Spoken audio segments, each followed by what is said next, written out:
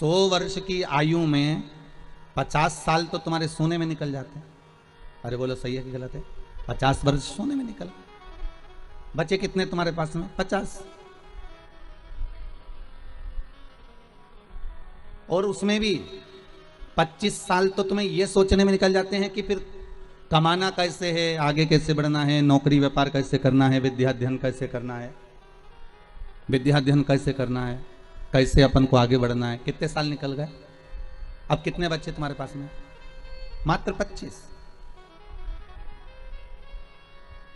और 25 वर्ष में भी तुमको ये व्यवस्था करने में लग जाते हो कि बहन के घर जाना है, बच्चों का ब्याह करना है, शादी करना है, थोड़ा सा पैसा कमा कर एकत्रित करना है।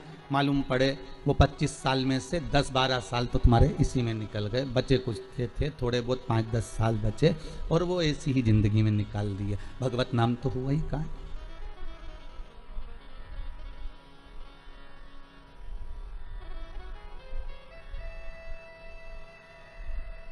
24 घंटों में से कुछ समय हमने सोने में निकाल दिया, कुछ समय हमने भोग और विलास में निकाल दिया, कुछ समय हमने कमाने में निकाल दिया। समय हाथ से जाता रहा। और जब मृत्यु का पल सामने खड़ा हुआ था, जब इस तन में आग लगेगी, जब इसको जलाया जाएगा, जब इस तन को आग लगाया जाएगा, और आज वही इस भजन को बनाए श्री नागर जी महाराज ने कई वर्षों पहले बना लिया था, और उसकी लाइन आज सिद्ध करी जा रही है कि जब तन में उठेगी ज्वाला कोई पास ना आने वाला, तब हे भोलेनाथ इतनी कृपा करना कि आप नंदी लेकर आ जाना। क्योंकि परिवार, नाते, रिश्ते, कुटुंब, कबीले, ये कोई साथ तो आने वाले नहीं। कौन साथ देगा आपको?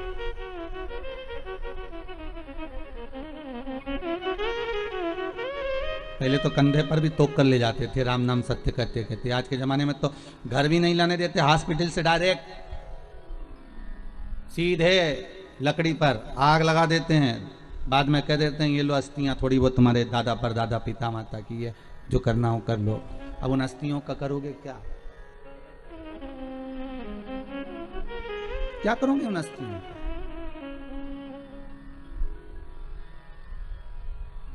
जब तन में उठेगी ज्वाला कोई पास ना आने वाला। सारे दूर खड़े खड़े देखते रहेंगे, आग लगाकर थोड़ी दूर पर खड़े हो जाएंगे, कोई साथ नहीं देगा। फिर साथ कौन देगा? तो शिव महापुराण की कथा कहती है कि माता के गर्भ में तू अकेला था, ना भोजन करता था, ना नौकरी करता था, ना तू सर्विस करता था, ना तू कमाने जाता था। माता के गर्भ में जैसे तू अकेला था तो तेरा भरण पोषण मैंने करा था। माता के गर्भ में तू पड़ा रहा तो तेरा ध्यान मैंने रखा था। माता के गर्भ में तू रहा तो तेरा भोजन देने का काम मेरा था। माता के गर्भ में जब तू पड़ा रहा तो तुझे जीवित रखने का कार्य मेरा था। तो भगवान शंकर की कथा कहती है कि मरने के बाद का भी टेंशन मत लेना कि लोग जलाकर दूर बैठ जाएंगे। दुनिया के लोग दूर बैठकर तुझे देखते रहेंगे आग लगते हुए, पर शंकर कहते हैं कि तूने अगर मेरा एक बार भी नाम लिया है तो मैं नहीं देख पाऊंगा, मैं तुझे जाकर अपनी बाहों से लपेट लूंगा, अपनी बाहों से लगा लूंगा। किसी ने कहा शंकर भगवान को और कोई भस्म नहीं मिली रमाने के लिए? शंकर भगवान को और कोई भस्म नहीं दिखी रमाने के लिए? अरे गाय के गोबर का कंडा बनाकर उसकी भस्म बना के शंकर जी लगा लेते? नहीं नहीं नहीं। किसी वृक्ष को जलाकर भगवान शंकर उसकी भस्म लगा लेते? नहीं। किसी पत्तियों को जलाकर शंकर भगवान उसकी भस्म रमा लेते? नहीं। पर शंकर भगवान ने भस्म किसकी रमाई? वो भी मुर्दे की। आखिर क्यों? किस लिए?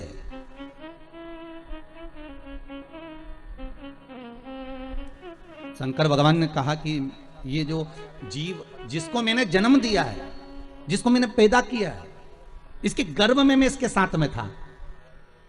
परिवार वाले तो बाद में जब इसको बाहर निकाला गया, गोदी में लाकर दिया गया, और ये डॉक्टर सिस्टर ने जब इसको गोदी में दिया, तब लोगों ने प्रेम करा, तब इस लोगों ने स्नेह करा, तब लोगों ने इसको गोदी में लिया। पर इसके बाद तो जनता ने इसको संभाल लिया, फिर दुनिया ने इसको साथ लिया, पर अंदर तो मैं ही था 9 महीने तक। और आग लगाने तक भी परिवार वाले संभाल लेंगे, माना मुझे, पर आग लगाने के बाद कोई नहीं संभालेगा। आग लगाने के बाद तो एक ही संभालेगा, कौन? कालो का काल। जम के तो बोलो, कालो का काल महाकाल, बस वही संभालेगा। फिर वो कहता है कि गले में लगाऊंगा। जब दुनिया चली जाएगी ना, धधकती हुई अग्नि में,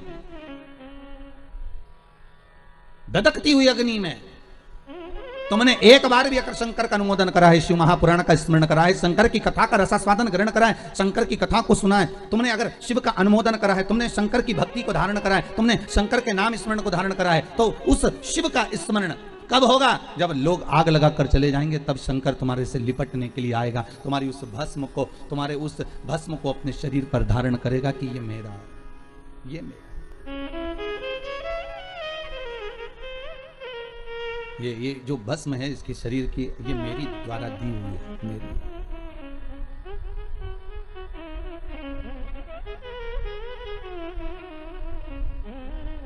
तब शिव, तब शंकर, तब ओघड़ी, तब दयालु, तब दाता सामने खड़ा मिल जाए। फिर वही वाली बात आ गई कल वाली, अंत समय प्रभु आना पड़ेगा, वादा किया तो निभाना पड़ेगा। अंतिम समय में आपको आकर हमारे से जो वादा किया गया है उसको निभाना पड़ेगा। तो भगवान भी कहते मैं निभाऊंगा, मना नहीं है, पर पहले तेरी चित्तवृत्ति में मैं समाहित होना चाहिए।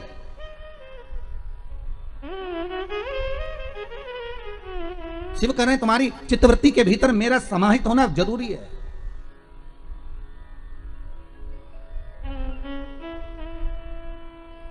अग्नि में, तलातल में, रसातल में, वायुचर में, थलचर में, जलचर में, प्रत्येक जीव में एक शंभु ही तो है, केवल एक शंभु।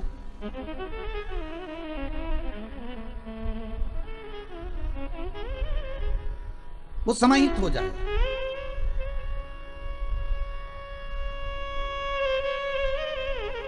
पांडे तारा में अखबार आता है क्या? अरे बोलो तो, अखबार आते हैं? पढ़ते हैं यहाँ? अच्छा, शहरों में भी लोग बहुत पढ़ते हैं, गांवों में भी बहुत पढ़ते हैं अखबार। जहां अखबार छपता है ना, वहां पर बहुत बढ़िया कोरा कागज आता है, बहुत बढ़िया, और उस कोरे कागज पर फिर न्यूज छापी जाती है। बोलो सही है कि गलत है? अरे बोलो तो, सही है ना? वहां न्यूज छापी जाती है। कितने अखबार निकलते हैं, ढेर। इतना कोरा कागज अखबार की उस कंपनी में, उस फैक्ट्री में आता है, उस छपाई मशीन में आता है, ढेर अखबार आएगा और लोग उस पर अखबार पर न्यूज छापेंगे। पर कितनी भी अच्छी न्यूज छाप लो, कितनी भी बढ़िया न्यूज छाप लो, आखिरी में उस अखबार के कागज पर पोया जलेबी खाएंगे। अरे बोलो सही है कि गलत है? मुरमुराई खाएंगे उस अखबार के कागज पर। तुम कितनी भी बढ़िया न्यूज छाप लो, पर वो अखबार के कागज पर भले कितनी भी जोरदार न्यूज छापो, अच्छी से अच्छी छापो, पर उस पर लोग मुरमुरा खाएंगे, या फिर पोया खाएंगे, या समोसा खाएंगे, कचौड़ी खाएंगे, जलेबी खाएंगे, या उस पर कुछ भी रखकर खाएंगे, पर वो अखबार का टुकड़ा बाद में किसी काम का नहीं रहेगा, फेंक दिया जाएगा। बोलो सही है कि गलत है? उसकी जो शांति वो घट गई, उसमें पोया जलेबी खाया गया। और मान लो जो कोरा कागज अखबार की फैक्ट्री में गया, जो कोरा कागज उस अखबार के कंपनी में गया, उस प्रिंटिंग मशीन में गया, और वहां जो न्यूज छापी, इतनी बड़ी बड़ी न्यूज छापी, एक से बढ़कर एक छापी, पर आखिरी में लोगों ने उस पर पोया जलेबी खाया। मान लो वही कोरा कागज जो अखबार की कंपनी में गया, जो अखबार की फैक्ट्री में गया, जो प्रिंटिंग मशीन में गया, वही कोरा कागज गीता प्रेस गोरखपुर में चले जाता और उस पर अगर रामायण और गीता लिखा जाती तो फिर कोई पोया जलेबी खाता? अरे बोलो तो जम के, कोई खाता पोया जलेबी? नहीं। फिर क्या करते उसको? लाल कपड़े में बांध कर, संजोकर, साध कर उसकी पूजन करते। फिर उस पर ना तो कोई पोया खाता, ना कोई जलेबी खाता, ना कोई मुरमुरा खाता। बस जैसे अखबार कंपनी में कोरा कागज गया तो उस पर न्यूज तो छपी, अच्छी अच्छी छपी, पर उसके बाद भी पोया जलेबी खाया गया। पर वही कोरा कागज जब गीता प्रेस गोरखपुर में गया और वहां प्रिंटिंग प्रेस पर रामायण की चौपाइयां, गीता के श्लोक जब लिखे गए, भागवत रामायण गीता लिखी गई, तो किसी ने उसमें मुरमुरा नहीं खाया, किसी ने उसमें समोसा नहीं खाया, किसी ने उसमें पोया जलेबी नहीं खाया। बस यही हमारा जीवन है। इस कोरे कागज को संसार की कंपनी में डालोगे तो यहां जो छपाई होगी वो मुरमुरा खाने की काम आएगी, और ये जो शरीर है इसको भगवान की भक्ति में डालोगे तो ऐसी प्रिंटिंग होगी कि ये भगवान के काम आ जाएगी। ये कोरा कागज है। इस कोरे कागज को तुम चाहो तो अखबार जैसा बना दो, इस कोरे कागज को तुम चाहो तो रामायण जैसा बना दो। ये कोरा कागज है, मर्जी तुम्हारी है कि कौन सी प्रिंटिंग मशीन में इसको प्रिंट करवाना।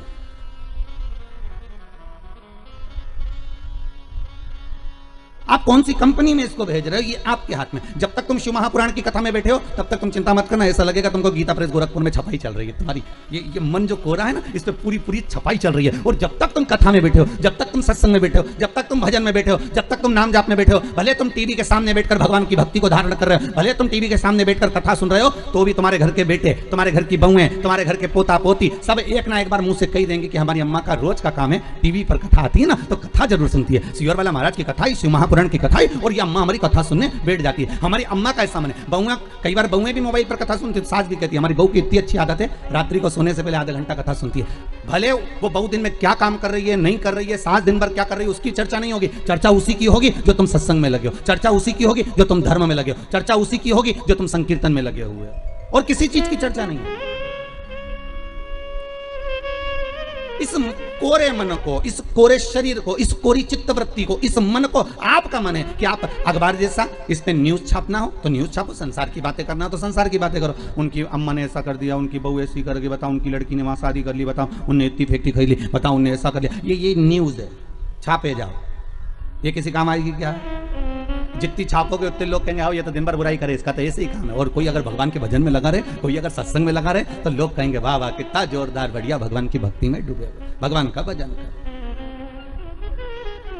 ये मन तुम्हारा है, ये चित्तवृत्ति तुम्हारी है। इस मन को तुम कहां लेकर जाना चाहते हो? इस चित्तवृत्ति को आप कहां लेकर जाना चाहते हो? आप इस पे अगर चाहो तो पोया जलेबी भी खा सकते हो।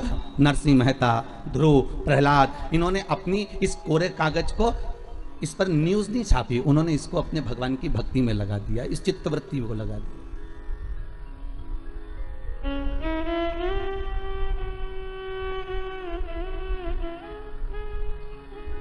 फिर उन्होंने इस संसार सागर से कोई मतलब रखा ही नहीं। फिर तो उनकी चित्तवृत्ति में जो समाहित हुआ वो केवल भगवत नाम था। फिर कुछ सूझा ही नहीं, बल्कि और इंद्र को आना पड़ा, वो ध्रुव और प्रहलाद के पास में,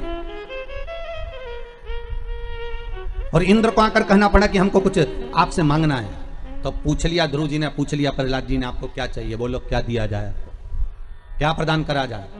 तो कहा आपने जो पुण्य करा है, आपने जो दान करा है, आपने जो सत्कर्म करा है, आपने जो पुण्य धारण करा है, वो पुण्य हमको दे दीजिए, वो पुण्य हमको प्रदान कर दीजिए। देखिए इंद्र के पास में अगर मांगने के लिए कुछ नहीं था तो पुण्य मांग कर लेगा। और आपसे भी निवेदन करूंगा, ये पुण्य जो आप कर रहे हो ना, ये सत्कर्म जो कर रहे हो, ये बघेल परिवार अगर शिव महापुराण की कथा करवा रहा है, अगर आज स्वर्गीय श्री राज बहादुर सिंह के अगर ये पुत्र कथा करवा रहे हैं, ये पुण्य जो एकत्रित कर रहे हैं, ये पुण्य कोई साधारण नहीं हो सकता। ये पुण्य की प्रबलता बड़ी प्रखर होती है, बड़ी। बस डोलना नहीं है हमें, संसार सागर में हमें भटकना नहीं है। दुनिया के लोग संसार सागर में भटकते ज्यादा है। पितृदोष और काल सर्प दोष क्यों लगता है? केवल एक शंकर की आराधना से समझें। महाराज भगवान शंकर को जब जलंधर की पत्नी वृंदा, जलंधर के जब प्राण छूटे, तो जलंधर के प्राण छूटने पर वृंदा जब तुलसी का क्यारा बन गई और वो वृंदा ने श्राप दे दिया, हे शिव, ये नारायण आपने मेरे साथ छल करा है तो आप शालिग्राम बनोगे, पत्थर बनोगे। पर शंकर आपने मेरे पति को मारा है तो आपका चढ़ा हुआ जल कभी मुझ में नहीं जाएगा। तुलसी के क्यारे में शंकर का चढ़ा हुआ जल कभी नहीं जाना चाहिए। आप लोग अगर भगवान को थाली में, आपके घर में भगवान हैं, बहुत सारे होते हैं आप लोगों के, सभी लोगों के यहाँ होते हैं बहुत सारे भगवान, ठीक है, गणेश जी भी हैं सब क्या, अरे बोलो तो लड्डू गोपाल भी हैं, फिर देवी देवता भी हैं बहुत सारे, फिर शंकर जी भी हैं, तो सबको एक ही थाली में रख लिया और थाली में रखकर सबने उनको स्नान कराना चालू कर दिया। अब सबको स्नान कराया तो शिव जी को भी कराया, बोलो कराया कि नहीं कराया, थाली के अंदर रखकर। अब तुमने स्नान तो करा दिया, स्नान कराने के बाद वो जल को क्या करा तुम लोगों ने, ले जाकर तुलसी के क्यारे में डाल दिया। तो महाराज जी पहले के समय में क्या कालसर्प दोष पितृदोष नहीं होता था? बिल्कुल नहीं होता था। पहले के समय में ना कालसर्प दोष होता था ना पितृदोष होता था। क्यों? तो क्या घर में लोगों के शंकर जी नहीं होते थे? होते थे। लोग शिव जी को स्नान कराते थे, पर घर में बगीचा, खलियान, खेत, वृक्ष इतने लगे होते थे कि शंकर जी को स्नान कराने के बाद वो जल को ले जाकर, भगवान को स्नान कराने के बाद जल को ले जाकर पेड़ पौधे में डाल दिया जाता था, बगीचे में डाल देते थे, तुलसी के क्यारे में नहीं डालते थे। इसलिए ना पितृदोष होता था ना कालसर्प दोष होता था।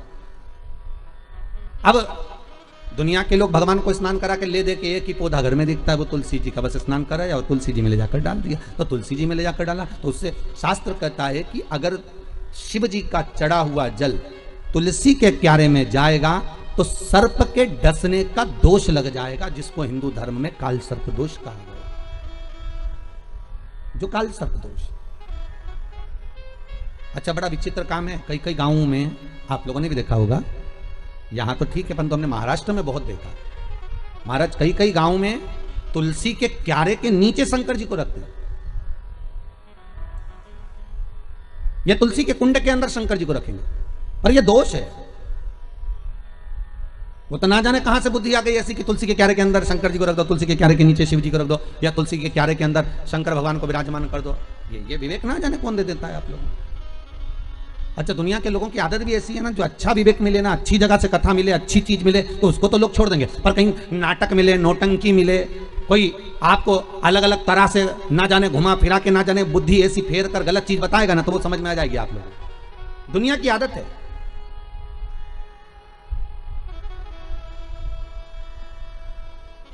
अरे जरा सा गलत देखने पर अश्वत्थामा की बुद्धि फिर सकती है। रात्रि के समय पर अश्वत्थामा बैठे हुए थे,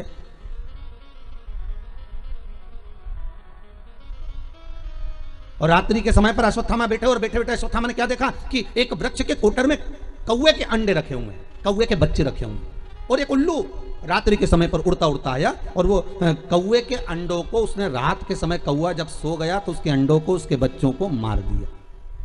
किसने? उल्लू ने। अश्वत्थामा ने देख लिया इससे जोरदार कोई काम नहीं हो सकता। अगर ये पांडव जीते, नेत्र खुलने के बाद अगर नहीं मर रहे, तो एक काम करता हूं, जैसे उल्लू रात को आया और उसने कौवे के अंडों को मार दिया, कौवे के बच्चों को मार दिया, तो अश्वत्थामा ने भी विचार करा एक काम करता हूं, मैं भी सोते समय पर जाता हूं और मार देता हूं। और अश्वत्थामा ने करा क्या, जब पांडवों के पुत्र सो रहे थे और अश्वत्थामा उनको सोते हुए को मार आया, सोते हुए। बस केवल रात्रि को एक जरा सा एक लीला देखी, और उस बुद्धि में, अश्वत्थामा के उस विवेक में वो समाहित हो गया। गलत चीज लोगों की बुद्धि में तुरंत आ जाती है कि हाँ हाँ उसने ऐसा करा, उसने तुलसी जी के क्यारे में शिवलिंग रखा तो अपन भी रख लो, उसने ऐसा करा तो अपन भी ऐसा कर लो, उसने यूं करा तो अपन भी ऐसा कर लीजिए। पर शंकर की कथा करें नहीं भाई, ये थोड़ा वंचिता होना चाहिए हमारा। जो शास्त्र सम्मत हो उसका स्मरण करना चाहिए। पहले के समय में दो दोष नहीं रहते थे, ना पितृदोष रहता था ना काल सर्प दोष रहता था। काल सर्प दोष कब आया? जब आप लोगों ने भगवान का चढ़ा हुआ जल, शिव जी का चढ़ा हुआ जल तुलसी में चढ़ाना प्रारंभ करा, तब काल सर्प दोष आया। और पितृदोष पहले नहीं होता था। क्यों? क्योंकि लोग घर के मटके में से, घर के हंडे में से, घर के परिंडे में से लोटा भरकर पानी लेकर जाते थे और शंकर को चढ़ाते थे। घर का जो रसोई घर होता था वो बीच केंद्र में होता था, रसोई घर घर के मध्य में होता था, तो वहां से जब पानी लेकर जाते थे, परिंडा, मटका, हंडा पितरों का स्थान माना गया है। वहां से जब पानी भरते और ले जाकर शंकर जी को चढ़ाते, तो पूरे घर में से पानी निकलकर जब शिव को चढ़ने के लिए जाता था, तो पूरे घर का वास्तु दोष, पितृदोष समाप्त हो जाता था। अब आज के जमाने में मंदिर का लोटा उठाकर, मंदिर का पानी भरकर शंकर जी को चढ़ा देते हैं, तो ना वास्तु दोष समाप्त होता है, ना पितृदोष समाप्त होता है, ना कालसर्प दोष समाप्त होता है। पहले भी कथा में कहा, परसों की कथा में कहा कि लक्ष्मी जी अपने पास का अगर कोई सामग्री शिव जी को चढ़ा देती तो शंकर प्रसन्न हो जाते, पर लक्ष्मी जी ने करा क्या? जल भी लाई तो पार्वती की यहां से लाई। लक्ष्मी जी अगर जल लेकर आ रही है तो पार्वती की यहां से लेकर। आपके पास में जो है आप शंकर को वो समर्पित करो। आपके पास में जो हुआ वो शंकर को दीजिए। और शंकर एक बात और कहते हैं कि मुझे दिखावा कर कर मत दीजिए, जो आपके पास में है, जो अपना है वो दो। कहा मात्र एक चावल का दाना, कितना जम के बोलिए, एक चावल का दाना शंकर जी को चढ़ाओ, पर आखा चढ़ाओ। कैसा चढ़ाना है? आखा, मतलब खंडित नहीं होना चाहिए। एक बेलपत्र शिव जी को चढ़ाओ, पर आखी चढ़ाओ। 4 दिन में आज हमारा दिल बड़ा खुश है। 5वें दिन उसका एक कारण है। 5 दिन से 4 दिन से शंकर जी पे जो बेलपत्र चढ़ रही थी पोथी पर, वो सब जजमान जो तोड़ कर दे देते थे, खंडी टूटी फूटी सब चढ़ जाती। पर आज भले छोटी सी बेलपत्र है, पर आज जो चढ़ी है बाबा की कृपा से वो पूर्ण चढ़ी है। तो आज दिल खुश हो गया ये देखकर कि शिव महापुराण पर आज जो बेलपत्र समर्पित करी वो भले कम चढ़े, भले कम चढ़े। एक चावल का दाना चढ़ा पर आखा चढ़ा।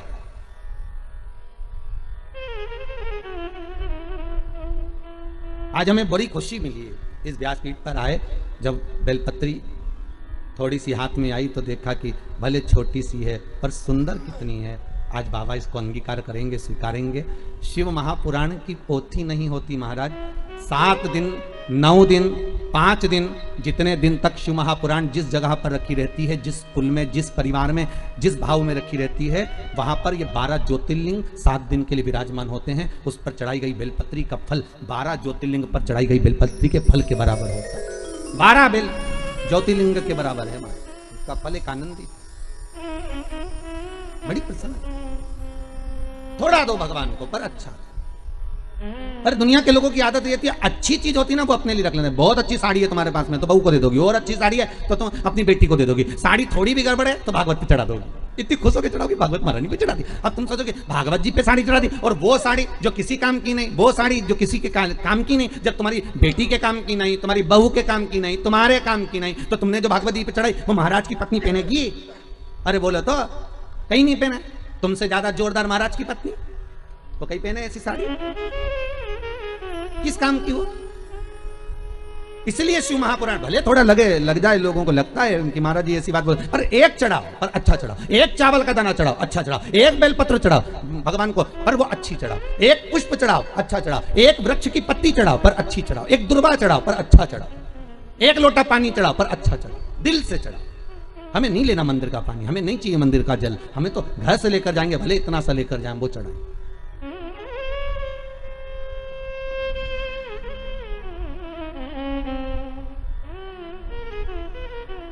गुरु पूर्णिमा पर जब सीहोर लोग आते हैं गुरु पूर्णिमा महोत्सव मनाने के लिए, गुरु दीक्षा के समय पर, तो वो अपने अपने घर से बोतल में भी पानी भर कर लेकर आते हैं महाराज। उनका भाव कितना शुद्ध होता है कि यहाँ हम आए हैं तो बाबा के आनंद लेवे, चरण धोवे से तो हमारी जल हो गए, भगवान का स्नान करावे तो हमारा ही जल हो गए। ये भाव है। अभी सीहोर में रुद्राक्ष महोत्सव था। आप में से कुछ लोग पहुंचे भी होंगे। कौन कौन पहुंचा था? आप लोग हाथ उठाए। पहुंचे भी थे तो आप लोगों ने देखा होगा कि शंकर जी पे जल चढ़ाने के लिए हमने कोई टंकी भरकर नहीं रखी थी कि हमने यहाँ पर टंकी भर दी हो कि इसमें से पानी भर भर के ले जाओ और शिव जी को चढ़ा दो। देखा था आप लोगों ने? नहीं भरी थी ना।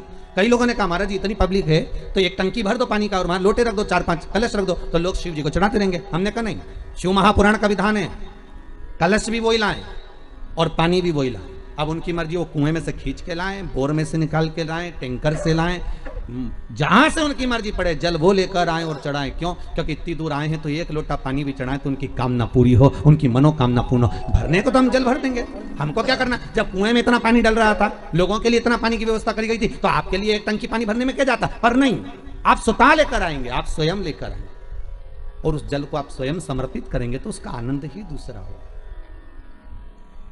आनंद दूसरा।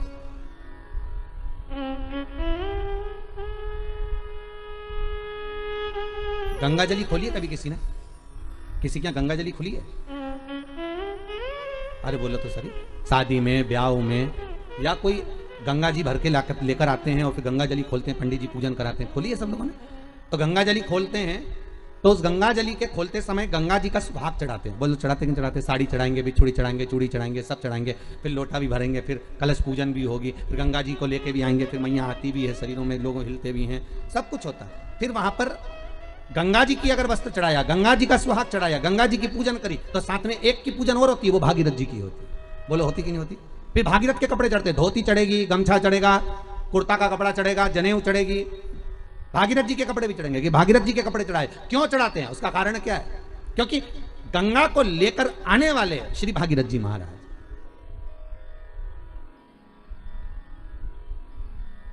अगर हम केवल गंगा की आराधना कर लेंगे तो गंगा उतना फल नहीं देगी जितना देना चाहिए। अगर हमने भागीरथी गंगा का स्मरण करा कि हे भागीरथ महाराज, आप गंगा को लेकर आए थे, 60,000 काकाओं के उद्धार के लिए लेकर आए, राख के ढेर बन गए थे संत के, केवल एक दृष्टि से वो राख के ढेर बने 60,000 काकाओं का उद्धार, हे गंगा मैया भागीरथ जी महाराज लेकर आए गंगा को। तो इसलिए हमारा हिंदू धर्म कहता है कि जब गंगा जली खोली जाती है, गंगा की पूजन करी जाती है, गंगा जली का उत्सव जब करा जाता है, तो सबसे पहले भागीरथ की पूजन करी जाती है कि भागीरथ महाराज इस गंगा को लेकर आए हैं। तो हे भागीरथ जी, आप गंगा को लेकर आए, आप ही से सीखकर हम गंगा जी को हरिद्वार से, प्रयागराज से, इलाहाबाद से हम भरकर लेकर आए हैं। ऐसी कृपा करना गंगा मैया, जैसे आपने भागीरथ बाबा के 60,000 काकाओं का उद्धार करा था, वैसे हमारे पूर्वजों का भी उद्धार कर देना। इस भाव से हम गंगा जी की पूजन करते हैं, भागीरथ के साथ करते। अकेली गंगा नहीं पूजते,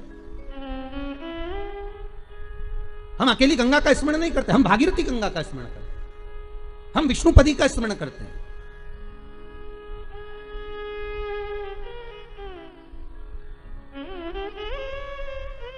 तू अकेली ना रहे, सर्व जगत के सुख के लिए तू आनंद देने वाली मां है प्रगट।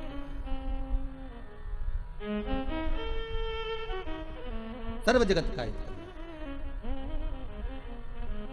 देव। आप बाबा को एक अक्षत का दाना दीजिए, बड़े प्रेम से दीजिएगा, बड़े भाव से।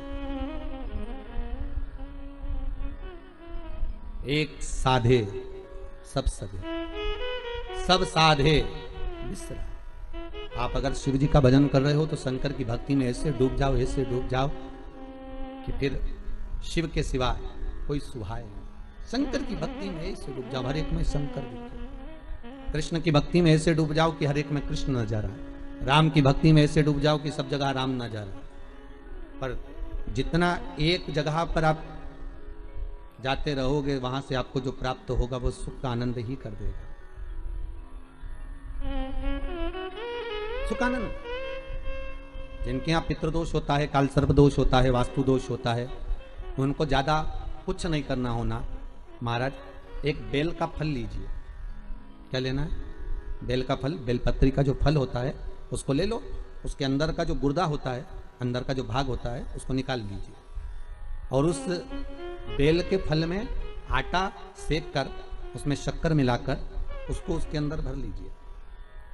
अमावस्या के दिन सुबह 10 बजे से पहले उस बेल फल में, जिसमें तुमने पंजेरी भरी है, आटा सेक कर भरा है शक्कर के साथ में, उसको अपने घर में घुमाने के बाद में जिसको काल सर्प दोष बताया है, पितृदोष बताया है या वास्तु, महाराज केवल एक अमावस्या करना रहता है, पितरों के दोष से मुक्ति मिलती है और हमारे घर के कार्य सफल होना प्रारंभ हो जाते हैं। कार्य की सफलता होती है, कार्य में सफलता प्राप्त होने लगती है।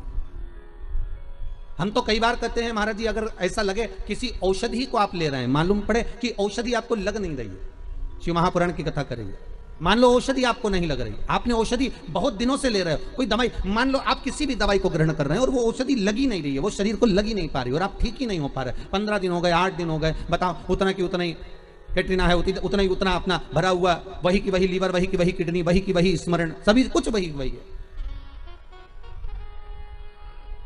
उतने की उतना ही। बीपी भी ऊंचा नीचा चल रहा है पर लेवल में नहीं आ रहा, शुगर भी लेवल में नहीं आ रही, तो प्रयास करा करो महाराज, बेलपत्री के फल का जो गुर्दा है, अंदर का जो भाग है फल का, उसको पानी में गला लीजिए और प्रदोष की प्रदोष, कम से कम प्रदोष नहीं हो और बीमारी जरा दवाई लगी नहीं रही हो तो बिना प्रदोष के भी कर सकते हो, उसको पानी में गलाइए, आधा घंटा पानी में, जैसे आपको सुबह मंदिर जाना है 10 बजे, तो सुबह स्नान कर कर कम से कम 6:30-7 बजे उसको पानी में गला दीजिए और उस बेले के फल का गुर्दा से गला हुआ पानी शिव जी को ले जाकर समर्पित कर दीजिए। महाराज उस पानी में से थोड़ा सा 1 चम्मच पानी शिव जी पे चढ़ा हुआ लेकर आ जाइए। उस पानी को जो बीमार व्यक्ति है उसको औषधि देने से पहले मात्र आधी चम्मच से भी आधा चम्मच उसको दे दीजिए। भगवान शंकर का श्री शिवाय नमस्तुभ्यम का जाप कर कर उस पानी को देने के बाद अगर आप औषधि देंगे तो ये पक्का है कि औषधि अपना कार्य करना प्रारंभ कर देगी और वो स्वस्थ होना प्रारंभ हो जाएगी। वो स्वस्थ हो औषधि के लिए।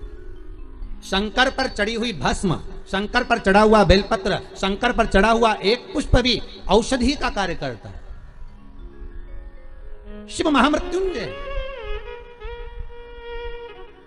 अरे मार्कंडू जी के पुत्र मार्कंडे जो शंकर की आराधना में डूबे हुए थे, जिनकी उम्र कम थी, जिनकी आयु मात्र 12 वर्ष की थी और प्राण छूटना थे, और वो मार्कंडू जी के पुत्र मार्कंडे जी भगवत स्मरण में ऐसे डूब गए कि उनके मुख से महामृत्युंजय मंत्र का उद्घोष हो गया।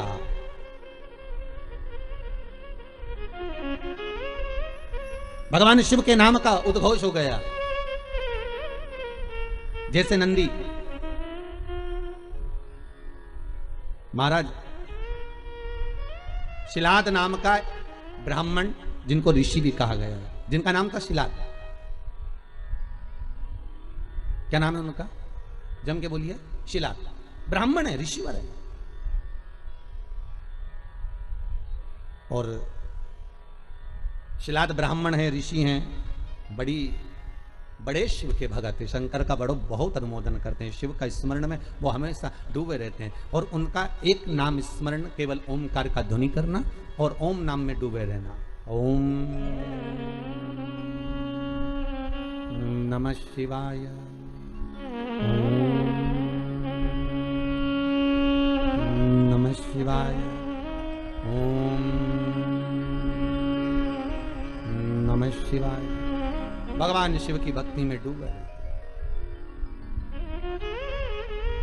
अब उनकी धर्मपत्नी से संतान नहीं, औलाद नहीं, बड़े दुखी है, बड़े दुखी।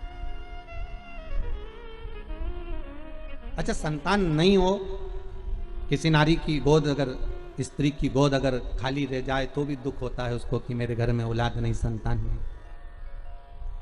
हम कई बार कहे, आज फिर कहते हैं, ये टेस्ट भी बाद में कराना, सारी जांचें बाद में कराना। एक बार शंकर का भजन कर कर देखना। पिछले वर्ष कथा में तुमरुका जी की जो कथा कही थी, यूट्यूब पर डली हुई, अगर आप लोगों ने नहीं सुनी हो तो उसको निकालना यूट्यूब पर। श्री तुमरुका शिव महापुराण की कथा हमने कही थी, तुमरुका जी का व्याख्यान, उसमें वर्णन किया था। सब जगह से अगर हार जाओ और सारे रिपोर्ट आपकी आपने सब दूर दिखा ली, तो एक बार शंकर पर भरोसा कर कर तुमरुका जी का नाम लेकर सफेद आंकड़े की जड़ को शिवजी पैसे रजस्वला धर्म के 7वें दिन 21 बार घुमा लो। नाम गोत्र बोलकर कमर में लाल धागे में बांध लो। पीपल के पत्ते शिवजी को चढ़ाओ, उठाकर लाओ। उस एक पत्ते को रात्रि को गाय के दूध में उकालो और उस दूध को दोनों पति पत्नी पियो। साथ रहिए, समय आएगा, बाबा चाहेगा तो 3 या 4 महीने में गर्भ ठहर ही जाएगा। सारे डॉक्टर को दिखा लिया अपनी जगह, टेस्ट भी करवा लिया अपनी जगह, पर एक बार प्रयोग, और वो विश्वास रखकर करना पड़ेगा। शंकर पर जो भी कार्य कर रहे हो आप, जो उपाय कर रहे हो आप, शिव का स्मरण कर, भगवान पर अगर विश्वास रखोगे, भरोसो दृढ़ इन चरणन करो, श्री वल्लभ नक चंद्र छटा बिन सब जगह ही अंधेरो। अगर भरोसा है तो शंकर है, और भरोसा नहीं तो शिव कहां से? विश्वास लेकर अगर आए हो तो काम तो होगा। ये लोग काशी से आए हुए हैं, विश्वास लेकर ही तो आए होंगे कि हम जाएंगे शंकर की कथा में तो बाबा कृपा जरूर करेगा। कई लोग यहाँ पर बैठे हुए हैं जो विश्वास लेकर आए हुए हैं, दूर दूर से आए हुए हैं, केवल विश्वास लेकर कि भगवान कृपा करेगा किसी ना किसी रूप में, मुझे विश्वास है कि बाबा मेरी सुनेगा। और फिर कहता हूं, कथा में अगर आपने मन लगा लिया, भले टीवी चैनल के माध्यम से श्रवण कर रहे हो, भले मोबाइल के माध्यम से श्रवण कर रहे हो, भले पंडाल में सुन रहे हो, बाबा से अगर दिल से आपने अगर कह दिया तो 3 महीना बहुत होता है सब कामना पूरी होने के लिए। मेरा बाबा आपको कुछ ना कुछ दे ही देता है, बस आपकी रुचि के अनुसार सुख प्रदान कर ही देता है। आप उस पर विश्वास, भरोसा, भटकना नहीं है हमको, मार्ग से विचलित नहीं होना। कई लोगों की आदत रहती है, पहले राम जी के पास चले जाएंगे, राम जी से काम नहीं होगा तो कृष्ण के पास चले जाएंगे, कन्हैया जी से काम नहीं होगा तो हनुमान जी के पास चले जाएंगे, हनुमान जी से नहीं होगा तो शंकर जी के पास चले जाएंगे। पर शिव महापुराण की कथा कहती है, गुरु जी के 2 चेले, गुरु जी ने दोनों चेलों से कहा, जाओ जमीन खोदो, 50 फीट पे पानी निकलेगा और मेरे लिए लोटा भर के पानी लेकर आओ। चेलों ने मन में कहा, विचार करा, बताओ पानी इतना सारा पड़ा, वो पी लो, मैं 50 फीट खोदें फिर पानी लाए। जाओ दोनों, 50 फीट खोदना, पानी निकलेगा और लेकर आना, मेरे को पानी पीना है, जाओ जरा। दोनों चेले चले गए। एक गया तो खोदता गया, दूसरा गया तो उसने यहाँ खोद लिया, फिर वहाँ खोद लिया, फिर वहाँ खोद लिया, पानी नहीं निकला। 50 फीट तक एक चेला था तो वो खोदता गया, पानी निकल गया, लोटा भर के लेकर आए। गुरुजी ने पूछा, पानी निकल गया? हो। दूसरे से पूछा, तुझे नहीं निकला? नहीं। गुरुजी ने पूछा, तूने खोदा था? बिल्कुल, चलकर देख लो। गुरुजी गए देखने के लिए। गुरुजी ने देखा तो उसने क्या करा, थोड़ा यहाँ खोद लिया, थोड़ा वहां खोद लिया, थोड़ा वहां खोद लिया, थोड़ा वहां खोद लिया, पानी नहीं निकला। और एक चेले से पूछा तूने कैसे निकाला, तो कहते एक ही खड्डे को मैं खोदता गया खोदता गया खोदता गया तो पानी निकल गया। यहाँ शास्त्र वही कह रहा है, एक पकड़ो और एक जगह ही खोदते रहो, शंकर जी का भजन करते रहो, तारेगा तो ये, मारेगा तो ये, कहेगा तो ये, जो कुछ करेगा खोदते जाओ, पानी जरूर निकलेगा। और 10 जगह खोदोगे, कभी इधर खोद लिया, कभी उधर खोद लिया, कभी उधर खोद लिया, तो पानी नहीं निकलना है, कोई काम तुम्हारा बनना नहीं है, कुछ भी नहीं होना है। एक ही जगह खोदो, खोदे पानी निकलेगा। करो भजन एक का, पर आदत बुरी है ना तुम्हारी। फिर कोई घूम रहा था उसके पास, फिर किसी के पास। भगवान को भी मालूम है ये एक जगह नहीं टिकेगी रे, आज तुम्हारे पास आ गई, कल दूसरी जगह चले जाएगी, परसों चौथी जगह जाएगी, काम नहीं होगा तो भटकती फिरेगी, पर विश्वास नहीं रखेगी। जिस दिन ये विश्वास पक्का कर लेगी कि शंकर ही मुझे बचा सकते हैं, शंकर ही मुझे जिला सकते हैं, शंकर ही मेरा पेट भर सकते हैं, शंकर ही मेरा अनुमोदन कर सकते हैं, शंकर ही मुझे धन देंगे, दौलत देंगे, संपदा देंगे, शंकर के सिवा कोई नहीं देगा, तब शिव भी सोचता है अब नहीं टिकेगी, और नहीं टिकेगी तो परीक्षा लेंगे शंकर। पहले आपका काम हो सकता है नहीं भी करे शंकर, क्योंकि वो देखना चाहते हैं कि पहले जैसी थी वैसी की वैसी है, खड्डा अलग अलग खोद रही है क्या। वो जब तक नहीं देता, जब तक परीक्षा नहीं लेता। सास बहू को चाबी जब तक नहीं देती, जब तक सास बहू की परीक्षा नहीं ले लेती। सास को भी लगता है कि बहू को चाबी दूंगी और मालूम पड़े होता है। एक ससुर जी मर गए, बहुएं रोने लगी, खूब चिल्ला चिल्ला के, खूब धाड़ धाड़ के रोए। अपने अपने पतियों को फोन लगा दिया, पतियों भी आ गए, 4 पति थे, तब 4 बहुओं के आ गए। क्यों रो रही हो? बहुएं बोली तुम्हारा बाप मर गया, पिता तुम्हारा। तो पतियों बोले तुम्हारा भी तो ससुर था, तुम्हें दुख नहीं हो रहा, रो काय को रही हो? तुमने तो कभी ससुर को 1 गिलास पानी नहीं दिया, कभी पिता को 1 गिलास चाय बनाकर नहीं दी, कभी गर्म रोटी नहीं खिलाई। जब बहुएं मिलती थी तब ताने देती थी, आड़ा टेढ़ा बोलती थी, गालियां देती थी। और आज पिता मर गया तो रो रही हो? किस लिए रो रही हो तुम? तुम्हें रोने का कोई हक नहीं है। इतने में 4 बहुएं बोली अपने पतियों से, तुम्हारे बाप मर गए उसके लिए थोड़ी ना रो रहे हैं, तुम्हारा पिताजी मर गया उसके लिए थोड़ी ना रो रहा है। तो बहुओं से पतियों ने पूछा फिर काय को रो रही हो? तिजोरी की चाबी ना जाने का धर गए इसलिए रो रही है। पतियों ने भी माथा ठोका, काय की जगदम्बा हो नहीं रहा। अब पत्नियां बोली सुनो तुम्हारे पिताजी को जगाओ और चाबी पूछो कहां रखी तिजोरी की। पतियों ने बोले इनको मरा आधा घंटा हो गया और तुमके चाबी पूछो, सीधी तरीके से जवाब लो, नहीं तो तुमको नहीं सुना दे। बेचारा पतियों को भय लगा कि इनका क्या, तो लोभ लालची व्यक्ति तो कुछ भी कर सकता है। इनके मन में दुख हुआ, इन्होंने कहा ऐसा कोई होता है कि मरा हुआ व्यक्ति जाग जाए? हम नहीं जानते, हमें चाबी चाहिए तो चाबी चाहिए, आप पूछो कहां रखी है। डॉक्टर साहब को बुलाया, डॉक्टर साहब बताओ हमारे पिताजी को थोड़ी सी देर के लिए जगा दो, बस जग जाएं और उसके बाद में चाबी बता के भले मर जाए, ऐसी कुछ कृपा कर दो। डॉक्टर साहब बोले 80,000 का एक इंजेक्शन लगेगा, हम लगाएंगे, पिताजी जाग के बैठेंगे, उतनी देर में पूछ लेना चाबी कहां रखी है, बताएंगे, फिर वो मर जाएंगे, ठीक है? पर जल्दी पूछना, इतना टाइम तक जिंदा नहीं रहेंगे वो। लगाओ 80,000 लाओ।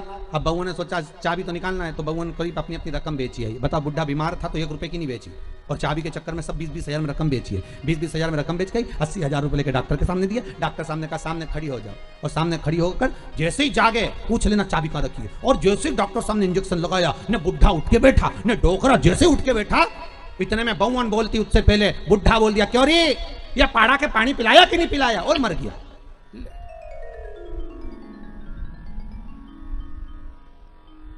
अब बउवन तो और चिल्ला चिल्ला के रोने लगी। डॉक्टर साहब वंस मोर, एक बार फिर से डॉक्टर साहब बोले ला 80,000, फिर इंजेक्शन लगाऊंगा, अब की बार पाड़ा के पानी पिलाया, अब भैंस के पिला के मर जाएगा। ला अभी जगाऊं मैं, जगाने में क्या,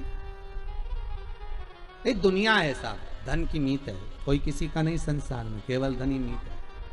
परसों की कथा में कहा था मरने के बाद सब कुछ फेंक देंगे पर अंगूठी चिन्ह नहीं फेंकेंगे, सब रख लो। कौन फेंक रहा?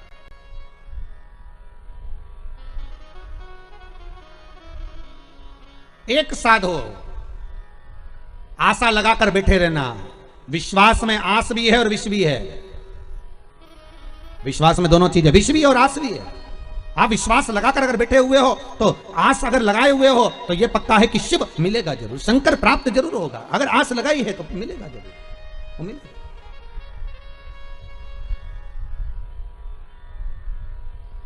परमात्मा से अगर मन चित्त वृत्ति रमाए हुए हो तो प्राप्ति जरूर होगी।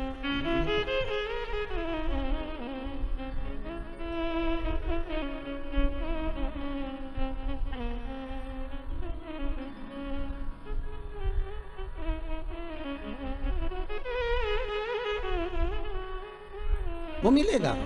और शिव महापुराण की कथा कहती है महाराज, उम्र भले कम हो पर भक्ति प्रबल हो। शिलाद की धर्म पत्नी से संतान नहीं थी और शिलाद के मन को खलता नहीं था, पर परिवार के लोग कहते थे कि कोई तो एक पुत्र हो जाए जो तार दे। तब भगवान शिव ने आकर एक वर दिया, चिंता मत करो, एक दिन जब तुम भजन करने के लिए कहीं जा रहे होगे, पृथ्वी को खोदोगे, उसमें से एक बालक निकलेगा, वही बालक तुम्हारा पुत्र कहलाएगा। निकला बालक, उसका नाम नंदीश्वर रखा। क्या नाम रखा है? नंदी। वो नंदीश्वर। पर पिता इतने विचित्र थे। अरे दुनिया के लोग कहते हैं शंकर जी के मंदिर में नंदी क्यों होना चाहिए? दुनिया के लोग कहते हैं आखिर नंदी ने ऐसा कौन सा पुण्य करा कि भगवान शंकर के दरवाजे पर नंदी सदा के लिए विराजमान हो गया? कहते हैं शंकर से ज्यादा आराधना नंदी की भी करेंगे तो उसकी भक्ति प्राप्त होगी। तो नंदीश्वर में ऐसा क्या सुख है? नंदीश्वर क्यों शंकर के मंदिर में इतने सारे गणों में केवल एक नंदी ही क्यों बैठ गया? क्यों नंदी का होना क्यों जरूरी है शंकर मंदिर में? बिना नंदी के शिव पूजा क्यों नहीं जाती है?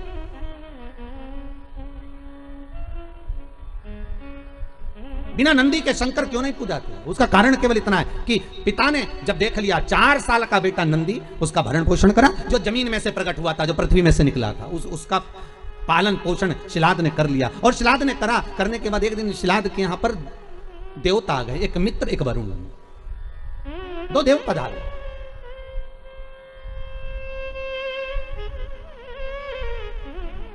दो देव, मित्र और वरुण दोनों पधारे।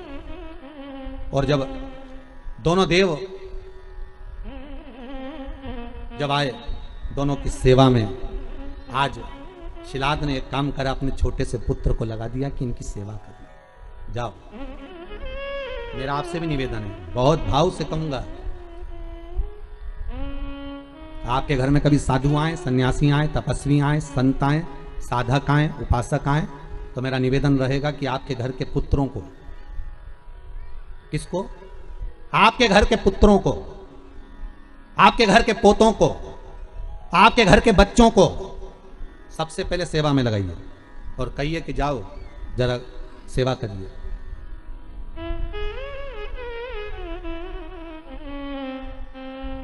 जाओ सेवा में लगो, जरा करो सेवा, करिए।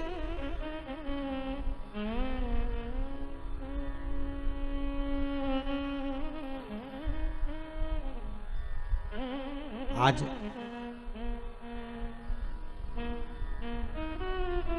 यदि ये जजमान परिवार कथा करा रहे हैं तो इनके बच्चे भी तो देख रहे हैं ना कि हमारे चाचा, हमारे पिताजी, हमारे काका, हमारी काकी, हमारे ताऊ, हमारी दादी सब शिव महापुराण की कथा का पूजन कर रहे हैं, अर्चना कर रहे हैं, भक्ति कर रहे हैं, तो उनके मन में भी तो सेवा का भाव जागेगा।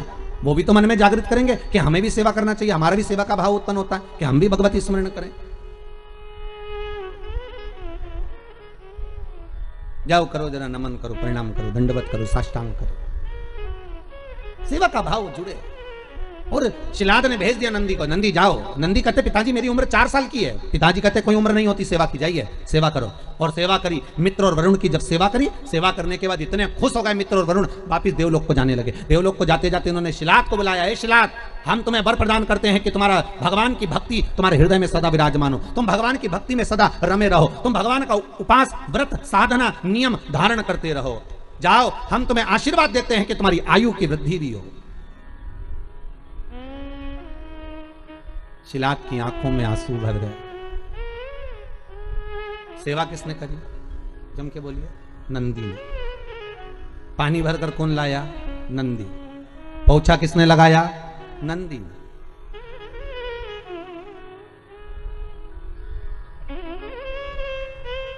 पोछा कौन लगाया? नंदी।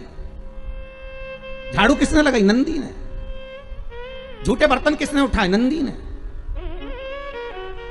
सेवा कौन कर रहा है? नंदी।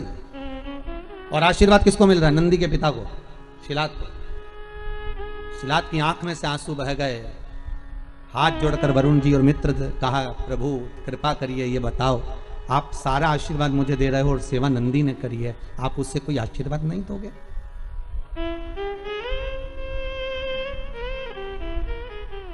आप हमें कोई आशीर्वाद नहीं दोगे? हमारे ये विजय राज जी आज पूजन में बैठे हुए हैं, नाम तो हम ज्यादा जजमानों के जानते नहीं। अभयराज जी हैं, रामराज जी हैं, सभी भाई लोग।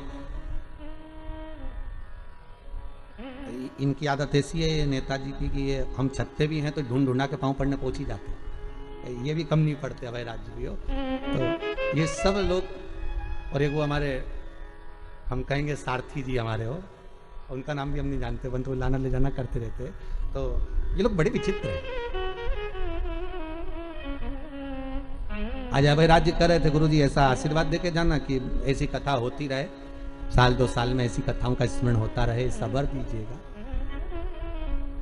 हम मन में सोच रहे थे कि इतनी सेवा कर रहे हो, आगे बढ़ बढ़ कर कहीं सफाई करना, कहीं जूठे बर्तन उठाना, कहीं कुछ करना। भले मुंबई में आप रहते होगे, नौकर आपके बहुत काम करते होंगे, पर यहाँ आप सेवा में लगे हो शंकर की, तो ये विश्वास है कि आशीर्वाद हम क्या देंगे, आशीर्वाद तो हमारा शंभू देगा कि वो कृपा कर ही देगा। हम क्या वर देंगे, हम किसी को आशीर्वाद वगैरह नहीं देते हो। हमारा तो काम है कथा करना, कथा से नीचे उतरे आप जैसे हो गए। और हम फिर कहते हैं हमसे ज्यादा विश्वास हमारे बाबा पर करना, शंभू पर करना, शंकर पर करना। जितना सीहोर वाला गुरुजी तुम्हारा साथ नहीं देगा उतना शंकर साथ देगा। सीहोर वाले तो आपके जैसे ही हैं, मनुष्य हम भी हैं और मानव हम भी हैं।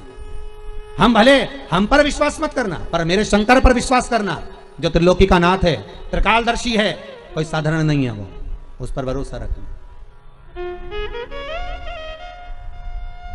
हम क्या दें? वरुण और मित्र आशीर्वाद दे रहे हैं तो शिलात को दे रहे हैं, और शिलात की आंखों से आंसू बह रहा है। क्या आशीर्वाद मिलना था मेरे पुत्र नंदी को, और आशीर्वाद मिल रहा है शिलात को। शिलात कर रहे हैं मुझे वर मत दीजिए, अगर आशीर्वाद देना है तो नंदी को दीजिए।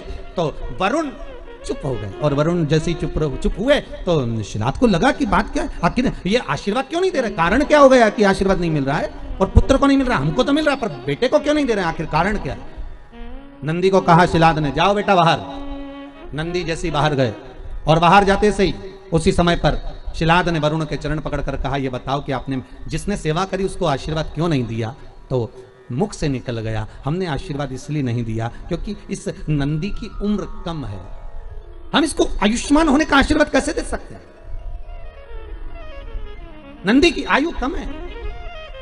शिलाद ने कहा इसका कोई उपाय।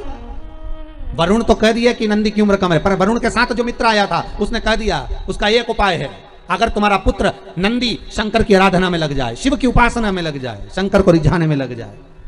दुनिया में एक ही है जो उम्र बढ़ा सकता है, कौन भाई? उम्र बढ़ाने का आशीर्वाद भी वही दे सकता है जिसकी उम्र का ठिकाना नहीं हो। सही है कि गलत है? अरे बोलो तो सही है ना। जिसकी उम्र का ठिकाना ही नहीं वो दे सकता है। तुम्हारे पास में इतना सारा काजू रखा होगा तो आप काजू भर कर दे दोगे, आपके पास में बादाम ढेर सारी रखी होगी तो बादाम भर कर दे दोगे, आपके पास में गुड़ बहुत सारा रखा होगा तो आप दान में गुड़ दे दोगे, आपके पास में चावल ज्यादा होगा तो आप चावल दे दोगे, आपके पास में गेहूं होगा तो गेहूं दे दोगे, आपके पास में कपड़ा होगा तो आप कपड़ा दे दोगे। बोलो सही है कि गलत है? जो चीज आपके पास में होगी वो आप निकाल कर दे दोगे। आपकी जेब में, कई लोगों की जेब में वो रखते हो मलने का और कतरने का, तो वो जो 4-5 लोग मिले तो उसने निकाल के दे दिया, ले साहब पाव साहब, और जो शौकीन होगा वो उठाकर उसमें मलने बैठ गया, वो भी लगे।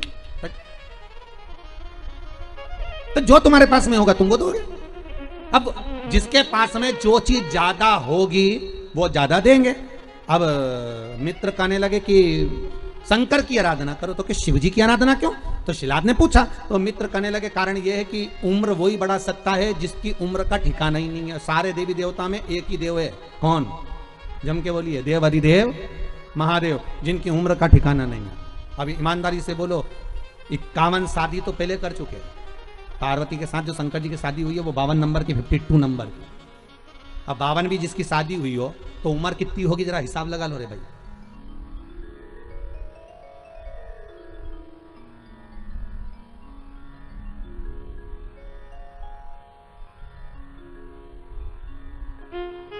जैसे लाइट आई आप लोगों ने हाथ जोड़कर क्या मांगा, हमारी भी इतनी करा देना कि नहीं?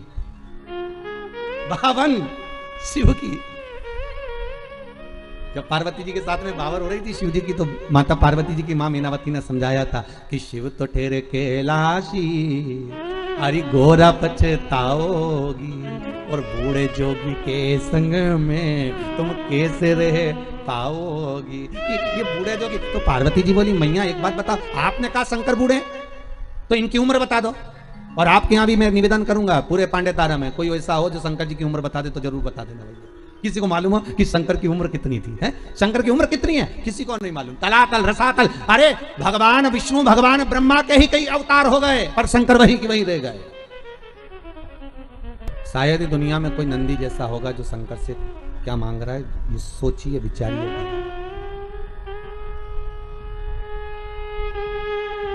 आप क्या मांग सकते हैं शंकर से? धन, दौलत, संपदा, सत्ता, वैभव, यही मांगेंगे। और यदि कुछ और भी मांगा तो यही मांगेंगे कि सुंदर काया हो मेरी, सुंदर काया। एक पहले भी आपको कहा, जिसको चर्म का रोग हो जाता है, चमड़ी अगर कहीं सफेद पड़ जाए या कोई स्थान पर सफेद सफेद से चिट्टे पड़ जाएं, उसके लिए कहा है पूर्णिमा के दिन जब गाय अपने बछड़े को दूध पिला रही हो, बछड़े के मुख में जो फेन आ जाता है, वो फेन थोड़ा रिटर्न बढ़ा, फेन चम्मच में ले लीजिए और उस फेन को पूर्णिमा की रात्रि को 12 बजे शरीर पर लगा लें, जहां जहां सफेद दाग हो या चट्टे हो। आधा घंटा तक लगे रहने के बाद में फिर स्नान करें और एक बार सूर्य कुंड का स्नान जरूर करें, जो झांसी दतिया के पास में है सूर्य कुंड, उसका स्नान करें। वहां की मिट्टी लाकर शरीर पर लगाकर आधा घंटा धूप में बैठकर फिर स्नान करें। धीरे धीरे चमड़ी अपने असली कलर में आना प्रारंभ हो जाए, अपने असली स्वरूप में वो चमड़ी आना प्रारंभ। सूर्य कुंड का स्नान। शिव महापुराण की कथा कर रही है कि नंदी ने कोई धन नहीं मांगा, नंदी ने यह भी नहीं कहा कि आप हमारी उम्र बढ़ा दो। शंकर सामने थे नंदी के और नंदी से कह रहे हैं कि मांग ले, तुझे क्या चाहिए, तू बोले मैं तुझे वो दे देता हूं। तो नंदी उम्र नहीं मांग रहे। अगर आपको लगता कि हमारी उम्र कम है तो भगवान से कहते कि हमारी उम्र बढ़ा दीजिए। आपको लगता कि हमारी उम्र कम है तो आप कहते कि भगवान हमारी उम्र बढ़ा दीजिए, हमारी उम्र थोड़ी बड़ी कर दीजिए, हमारी उम्र अच्छी कर दीजिए, पर उम्र नहीं मांगते।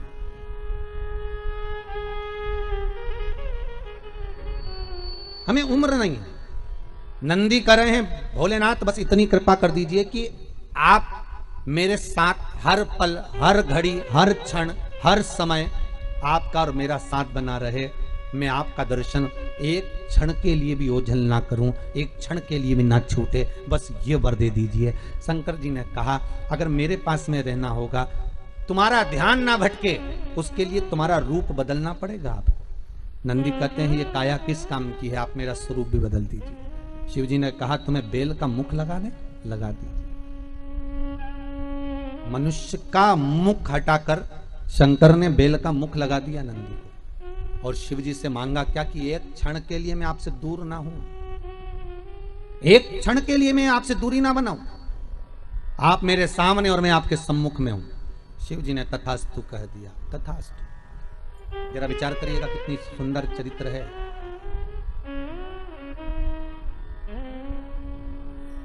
राम जी के राज्य तिलक के समय पर सबको सेवा दी गई थी। राम जी की सबको सेवा दी गई। राम राज्य के समय पर सेवा सबको दी गई, करो सेवा। लक्ष्मण जी को भी सेवा मिली, सीता जी को भी सेवा मिली, सेवा हनुमान जी को भी मिली। जब कोई सेवा नहीं मिली थी तो भगवान राम को जब जमाई आए तब चुटकी बजाने की सेवा दी गई। सबको सेवा मिली, सबने मांगा। राम जी से भी सबने कहा कि हमको ये दो, हमको ऐसा प्रदान करो, हमको वैसा प्रदान करिए। पर जैसा नंदी ने मांगा, जैसा नंदी मांग रहे हैं वैसा शायद किसी ने नहीं मांगा होगा कि हर घड़ी, हर पल, हर क्षण, हर श्वास में मैं आपके सम्मुख में हूं, मैं आपके सामने हूं। हर पली, हर पल, हर घड़ी में, हर क्षण में। तथास्तु कर मांगो, शिव से मना नहीं, पर शंकर को रिझाने का एक तरीका आना चाहिए। शंकर के प्राप्ति का एक साध्यता का, एक आनंदता का भाव आना चाहिए। जपते रहो, भगवत स्मरण करते रहो, नाम जाप, नाम स्मरण, नाम संकीर्तन करते रहो। और आपकी चित्तवृत्ति में जब नाम स्मरण का सुख अपने आप समाहित हो जाएगा, आपकी चित्तवृत्ति में जब भगवान के नाम का सुख अपने आप आ जाएगा, तो शंकर स्वयं एक ही जगह पर अगर खोदते रहोगे तो पानी निकल ही जाएगा, शिव मिल ही जाएगा। फिर शंकर को मिलने में देरी नहीं लगेगी। तारकासुर के 3 पुत्र थे, तारकाक्ष, विदुमाली और कमलाक्ष, 3 पुत्र।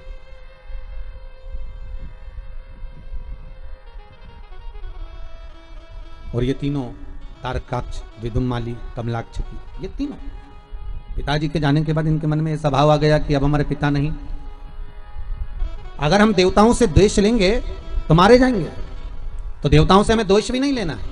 एक काम करना है, पहले देवताओं का हम तप साधना कर कर उनसे वर प्राप्त कर लें। तो तीनों ने वर प्राप्त करा, वर मांगा ब्रह्मदेव से, ब्रह्मा जी से कहा हमारे प्राण ना छूटे, हम अजर और अमर हो जाएं, ऐसी कृपा कर दो। ब्रह्मदेव कहने लगे ये कभी नहीं हो सकता कि तुम अमर हो जाओ, ये बड़ा कठिन है कि तुम अमर हो जाओ, ये बहुत कठिन है। मरना तो पड़ेगा महाराज, मृत्यु निश्चित है और प्राण तो छूटेंगे।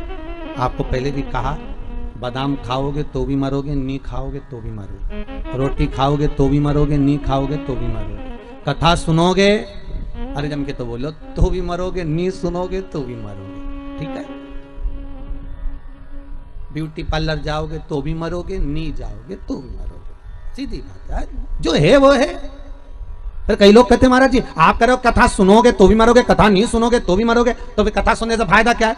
हमारा कहना केवल इतना सा है, बिल्ली अपने बच्चे को अपने मुंह से पकड़कर साथ घर लेकर जाती है, बच्चा मरता है क्या बिल्ली का? नहीं।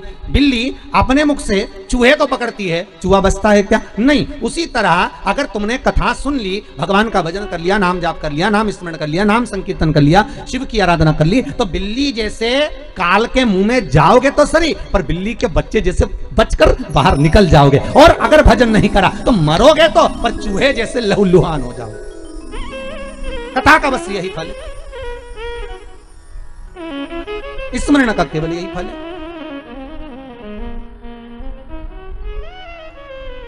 भजन का केवल यही फल है, और उस भजन के फल का आनंद यही रहेगा कि आप तो कह दिया, ब्रह्मा जी बोले तुम्हें मरना तो पड़ेगा, तारकाक्ष, विदुम्माली, कमलाक्ष की, तुम्हें मरना तो पड़ेगा, मृत्यु तो निश्चित है, मरना पड़ेगा। आ गई तो जाना तो पड़ेगा,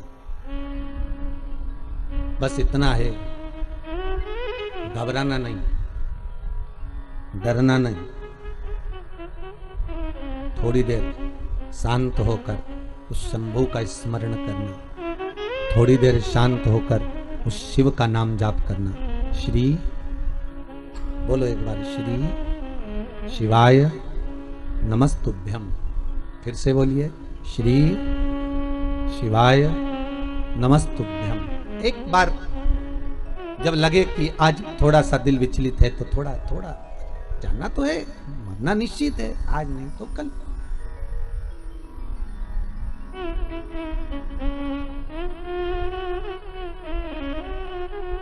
जाना तो निश्चित है।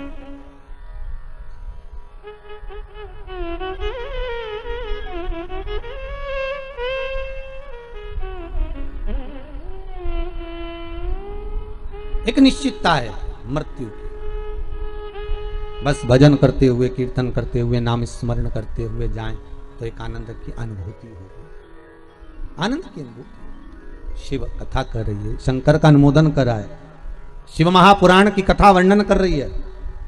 हे तारकाक्ष, हे कमलाक्ष की, मरना है।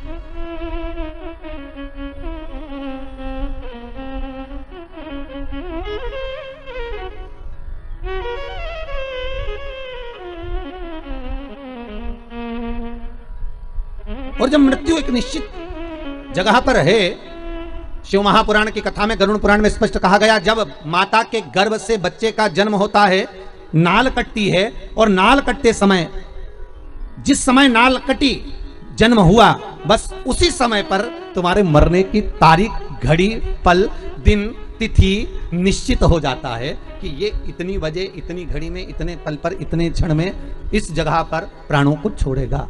ये निश्चित है, ये तारीख, पल, घड़ी, क्षण सब निश्चित हो गया,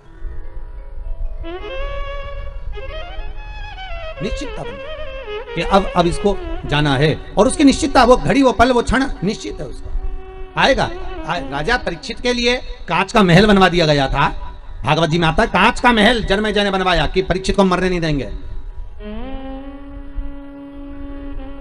भूख लगी, अनार का रस गिलास में भरकर जा रहा था, अनार भी नहीं भेजे कि अनार में अगर तक्षकनाग चले गया तो नहीं भेजे। अनार का रस भेजा, कपड़े से छान छान कर भेजा,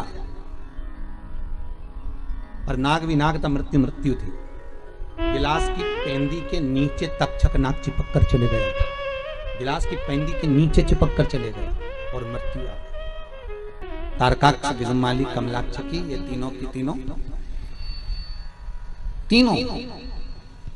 भगवान ब्रह्मा से वर मांग रहे हैं, ना नीचे मरू, ना ऊपर मरू, ना अंदर मरू, ना बाहर मरू, ना अस्त्र से ना शस्त्र से, न दिन में ना रात। तथास्तु कर दिया।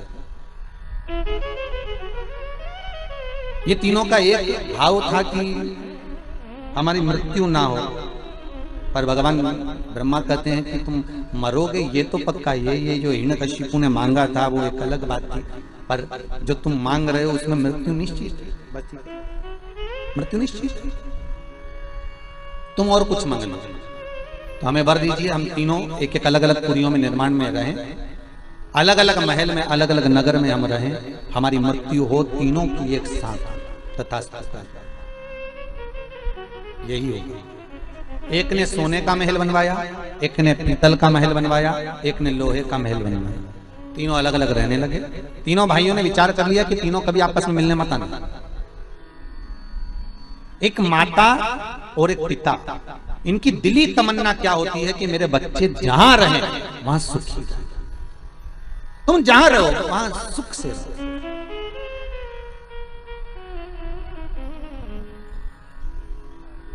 तुम्हारी मर्जी पड़े जहां रहो, पर स्वस्थ और सुखी रहो।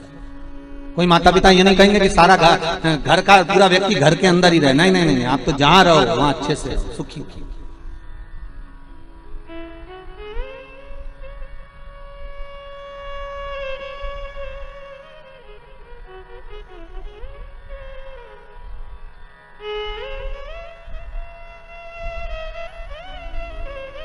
अब तीनों अलग अलग रह रहे थे, पर उपद्रव इतना मचाया, इतना उपद्रव मचाया इन तीनों ने कि देवताओं परेशान हो गए और देवताओं ने आपस में बात करी कि इनको मारे कौन। तो सबने जाकर शंकर जी से निवेदन करा, भोलेनाथ जी इनको तो आपको ही मारना पड़ेगा। शंकर भगवान बोले मारने को तैयार हूं, पर बात इतनी सी है कि तीनों मरेंगे तो एक साथ मरेंगे, और इन तीनों को एक साथ लाना के लिए 33 कोटि देवता सारे पशु बन जाए और मैं तुम्हारा पति बन जाऊं। मैं तुम्हारा पति बनकर बड़े नंदी का रूप धारण कर कर तुम्हारे पीछे पीछे भागता हुआ आऊंगा। तुम इन तीनों को अपने अपने महल से निकाल कर एक जगह पर लेकर आना, तीनों का मैं संहार कर दूंगा। तीनों को इकट्ठा कर कर एक जगह पर लेकर आए। भगवान बड़े नंदी का रूप धारण कर कर उनको मारने के लिए आतुर हुए। जैसे ही आतुर हुए, तारकाक्ष बिनु मामली को तो मार दिया, कमलाक्ष की ने फरसा उठाकर भगवान शंकर का गला काट दिया। शिव जी नंदी के रूप में आए थे, शंकर का जैसे गला कटा, वो कटा हुआ गला नेपाल में जाकर गिरा। शिव जी का धड़ केदारनाथ जी के रूप में विराजमान हुआ। पर शिव जी ने देखा यदि ये आज नहीं मरे तो फिर नहीं मरेंगे, तो शंकर भगवान ने सोचा इनको मारना जरूरी है। शिव जी अपने असली स्वरूप में आ गए, त्रिशूल उठाकर तारकाक्ष विदुमाली को मारा। जैसे ही मारा, कमलाक्ष की मारने के लिए पीछे से दौड़ा भगवान ने पीछे का कोना, तो त्रिशूल की नोक पीछे का भाग कमलाक्ष को दिया। तब जाकर ये तारकासुर के 3 पुत्र मरे। देवता आनंदित हुए। तब देवताओं को लगा कि अब सुख का भान होगा, अब आनंद की अनुभूति है, अब आनंद की अनुभूति होगी। अच्छा, देवताओं के साथ और आपके साथ और हमारे साथ एक जैसा ही होता है। अपन थोड़े दिन अच्छे से जीते हैं, इसके बाद लगता है अब सारा दुख, सारी तकलीफ, सारा कष्ट चले गया। एक बहू से सास हमेशा हर बार कहती थी, ए बहू, एक एक कोने कोने की कचरे की झाड़ू एक एक निकाल लेना। हो आओ। बहू जब भी कोई काम करने बैठती ना, सास उसको हमेशा टोका करती, एक एक चावल अच्छे से बीनना, हो, एक एक भिंडी अच्छे से साफ करना, हो, एक एक आलू अच्छे से धोना, हो।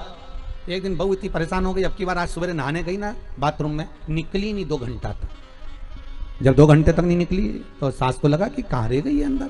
सास दौड़ कर गई, बहू, हाँ मम्मी निकलना, आती हूं मम्मी। इतनी देरी काहे में हो गई? एक एक बाल को शैम्पू कर रही हूं। सास समझ गई, इसको बुरा लग गया। तुम भी करो, प्रतिदिन कम से कम प्रयास जरूर करो। सोशल डिस्टेंसिंग का पालन करिए, मुंह पर मास्क लगा कर रखिए, हाथ को सैनिटाइज करते रहें, धोते रहें और दूरी बनाकर रखें।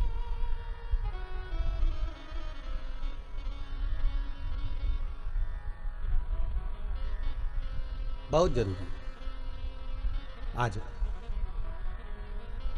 होता है। अपन सोचते हैं कि अब अच्छा दिन आने वाला है, समय अच्छा आएगा, अच्छा हो जाएगा। यही सोचते सोचते सोचते सोचते होता है, एक जैसे संत है, एक नदी के किनारे पर बैठ गया तट पर। किसी ने पूछा बाबा जी क्यों बैठे हो? बाबा जी बोले नदी का पानी खत्म होए तो मैं पार हो जाऊं। दूसरे ने कहा बाबा जी ये नदी का पानी कभी खत्म नहीं होगा, तुम्हें पार होना है तो नाव में बैठो और चले जाओ। संत कहने लगे इसलिए तो समझाने के लिए बैठा हूं कि दुनिया के लोग सोचते हैं बस ये समय निकल जाए इसके बाद फिर अच्छा समय आएगा, ये समय निकल जाए इसके बाद अच्छा समय आएगा। मालूम पड़े पानी बहता रह गया, तुम बैठे की बैठे ही रह गए। इसलिए निवेदन है भगवत भजन की नाव पकड़ो, राम नाम कृष्ण नाम शिव नाम जपते हुए इसको पार करते रहो। ये भव सागर की नदियां है, बहती रहेगी, पार निकल सकते, बस साधन वही है, कोई दूसरा नहीं। मर गए तारकाक्ष कमलाक्ष की विदुन्माली तीनों। आया समय शंखचूर्ण नाम के राक्षस का भगवान ने संहार करा, अपने पांव से प्रहार कर कर उसकी हस्तियों को, उसकी हड्डियों को समुद्र में फेंका, जिससे शंख जाति का निर्माण हुआ। शंख जाति का निर्माण होता है, सारे देवताओं पर शंख का जल चढ़ता है, पर शंकर भगवान पर कभी शंख का जल नहीं चढ़ता। शिव महापुराण की कथा कहती है शंखचूर्ण राक्षस का संहार भगवान शंकर ने किया था, इसलिए शंख का जल शिव जी पर नहीं चढ़ता। महाराज शंख के जल का दोष भी होता है। आप लोगों से कई बार निवेदन करा, आज फिर करते हैं। महाराज जिसकी श्रवण शक्ति कमजोर हो गई हो, जिसके नयन कमजोर पड़ गए हो, कम दिखाई देता हो, तो गणेश शंख को लेकर आइए। शंख अलग अलग होते हैं, विष्णु शंख होता है, गणेश शंख होता है, लक्ष्मी शंख होता है। महाराज अलग अलग शंखों का प्रमाण वर्णन है। महाराज दक्षिणवर्ती शंख होता है,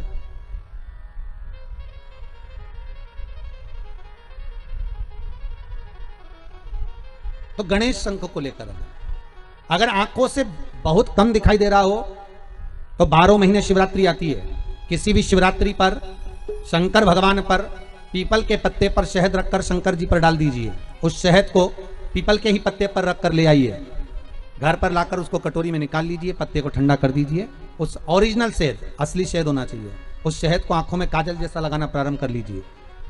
1 महीना या 15 दिन आप आंखों में लगाएंगे, धीरे धीरे रोशनी बढ़ना प्रारंभ हो जाएगी। श्री शिवाय नमस्तुभ्यम का जाप करें या चंपेश्वर महादेव का स्मरण करें। चंपेश्वर महादेव का स्मरण कर कर भी नैनों में आप शहद लगा सकते हैं, उससे रोशनी बढ़ती है। महाराज दूसरा, श्रवण शक्ति कमजोर हो, विवेक कमजोर हो, नयन कमजोर हो, वाणी कमजोर हो, तो गणेश मुखी शंख के अंदर पानी भरकर उसमें थोड़ा सा एक चांदी का सिक्का या तार डाल दें, या सिक्का डाल दें, या चांदी की कोई सामग्री हो तो वो डाल दें, पानी भरा रहने दें। सुबह सुबह उस पानी को थोड़ा सा आचमन करना प्रारंभ करिए। आपको वाणी हो, श्रवण शक्ति हो, नयन शक्ति हो, उसमें प्रबलता आना प्रारंभ। और गणेश मुखी शंख होना चाहिए। कौन सा शंख होना चाहिए? गणेश शंख। शंख का प्रमाण शिव महापुराण का। भगवान शिव का स्मरण, भगवान शंकर का अनुमोदन, भगवान शंकर का नाम जाप, भगवान शंकर का नाम स्मरण जीव को आनंद देता। समय आया, आगे वर्णन आया। भगवान एक बार मंथन का समय है, देवता और राक्षस मिलकर समुद्र का मंथन कर रहे हैं, और उस मंथन में सबसे पहले अगर प्राप्त हुई है तो गौ माता प्राप्त हुई। उस मंथन में अगर प्रकट होने वाली सबसे पहले है तो गाय है। नंदा, सुभद्रा, सुरभि, सुशीला, बहुला, ये 5 गाय समुद्र मंथन के समय पर प्रकट हुई, और उसके बाद जो निकला वो हलाहल विष निकला है। उसके बाद जो प्राप्त हुआ वो विष था, फिर निकला विष। अच्छा देखिए कितना सुंदर प्रसंग है। सबसे पहले अगर कुछ निकला है तो गाय निकली, गाय के बाद निकला है विष। शिव महापुराण की कथा कहती है गाय को निकालने का कारण केवल इतना था कि जो विष पिएगा उसका कंठ जलेगा, तो कंठ में जलन अधिक होगी। अब कंठ में जब जलन होगी तो उस जलन को अगर कोई रोक सकता है तो गाय का दूध रोक सकता है। जब गाय माता के दूध से शंकर भगवान का अभिषेक होगा तो उससे जो जलन है, तपन है, वो समाप्त हो। हम पहले भी कहें, आज फिर कहते हैं, प्रयास करिएगा कि अभी कोरोना महामारी चल रहा है, अगर गौ माता का असली घी, गाय का असली घी, और वो भी देसी गाय का, ये जर्सी मर्सी गाय का नहीं, देसी गाय का असली घी अगर आपके घर में हो तो उस घी को अपनी उंगली में लेकर नासिका में थोड़ा थोड़ा लगाना प्रारंभ करिए, थोड़ा उस घी का सेवन करना प्रारंभ करिए, असली घी का। औषधि है, गौ माता का जो घृत है वो औषधि। सर्वप्रथम निकलने वाली अगर कोई है तो वो गौ माता, और गौ माता के बाद अगर कुछ प्राप्त हुआ है, गौ माता के बाद अगर कुछ प्राप्त हुआ तो वह हला हला विष, और वो विष हमें जब प्राप्त हो गया और वो विष लेकर देवता कहीं नहीं गए, सबसे पहले अगर विष लेकर पहुंचे तो शंकर भगवान के पास पहुंचे। हर हर महादेव। भोलेनाथ जी ने पूछा क्या बात है, तो कहा प्रभु जी आपके लिए हम थोड़ा सा ये विष लेकर आए हैं। तो भगवान शंकर के लिए विष लेकर आए? हाँ। तो पार्वती जी बोली विष और शिव जी आपके लिए, विष आपके लिए? हाँ। पार्वती जी ने पूछा ये विष काय में से निकला? समुद्र में से। अच्छा, अगर ये समुद्र में से विष निकला है तो ये सारे देवताओं को मिलना चाहिए ना, फिर आप अकेले के लिए काय को आया है? शंकर भगवान बोले अरे पार्वती तू जानती नहीं है, तुझे इतना ज्ञान नहीं है बिल्कुल भी। पार्वती जी बोली क्या ज्ञान नहीं है, विष और आपके लिए आया? हाँ। अरे तो आप विष पियोगे? हाँ। भगवान शंकर बोले विष तो मुझे पीना पड़ेगा, विष तो मुझे धारण करना पड़ेगा। शंकर भगवान से पार्वती जी ने पूछा कि इतना विष आप क्यों पी रहे हो? शंकर भगवान बोले पार्वती जो घर की माँ होती है, घर की जो माता होती है, रूखी रोटी, बासी रोटी, ठंडी रोटी उसी के हिस्से में आती है।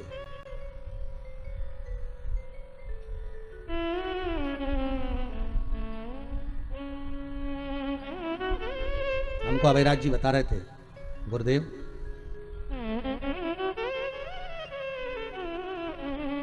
हमारे पिताजी, अभयराज जी बोल रहे थे कि जब पिताजी शांत हो गए थे तो कुछ भी नहीं था, कुछ भी नहीं। गुरुदेव हमारी माँ ने पिता के जाने के बाद हमको कैसे पाला है ये हमारी माँ ही जानती है। अभयराज जी कह रहे थे अगर किसी के यहाँ जाकर हम लोग खड़े हो जाते या माँ खड़ी हो जाती तो लगता था कि कहीं मांग ना ले, कुछ सामान ना ले, तो लोग अच्छे से व्यवहार भी नहीं करते। माता और पिता को भगवान कहा जाता है। क्या कहते हैं? भगवान। और आप लोगों से फिर निवेदन करूंगा, जिस घर में माँ बाप की इज्जत नहीं होती उस घर में देखना कभी बरकत नहीं होती। जहां पर माता पिता का आदर होगा, सम्मान होगा, सत्कार होगा, वहां लक्ष्मी भरपूर बरसेगी। और जहां माता पिता का आदर घटता चले जाता है, जहां माता पिता से आड़े टेढ़े शब्दों में बात करी जाती है, जरा सी देर में बहुएं जब सास से ससुर से तार्किक बात करने लगती हैं, ताने देकर एक दूसरे को ताने से जब बातें करी जाती है, उस घर में संपदा नहीं टिकती।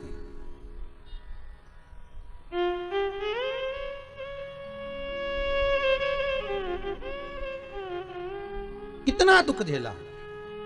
बहुओं को लगता है कि हमारी सास बस हमको टोका करती है, हमारी सास हमें टोकती है। टोकने का कारण केवल इतना है कि उस सास ने अपनी जिंदगी निकाल दी एक एक रुपया जोड़ने में।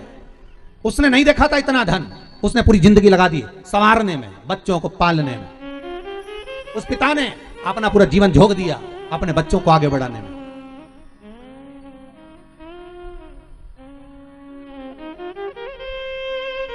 सास विचार करती है, ससुर विचार करता है कि मैं अपनी बहू को इतना प्रबल बना दूं कि कल से अगर कोई दुख आए, तकलीफ आए, कष्ट आए तो वो भी सहन करना सीख जाए, सहन करना सीख।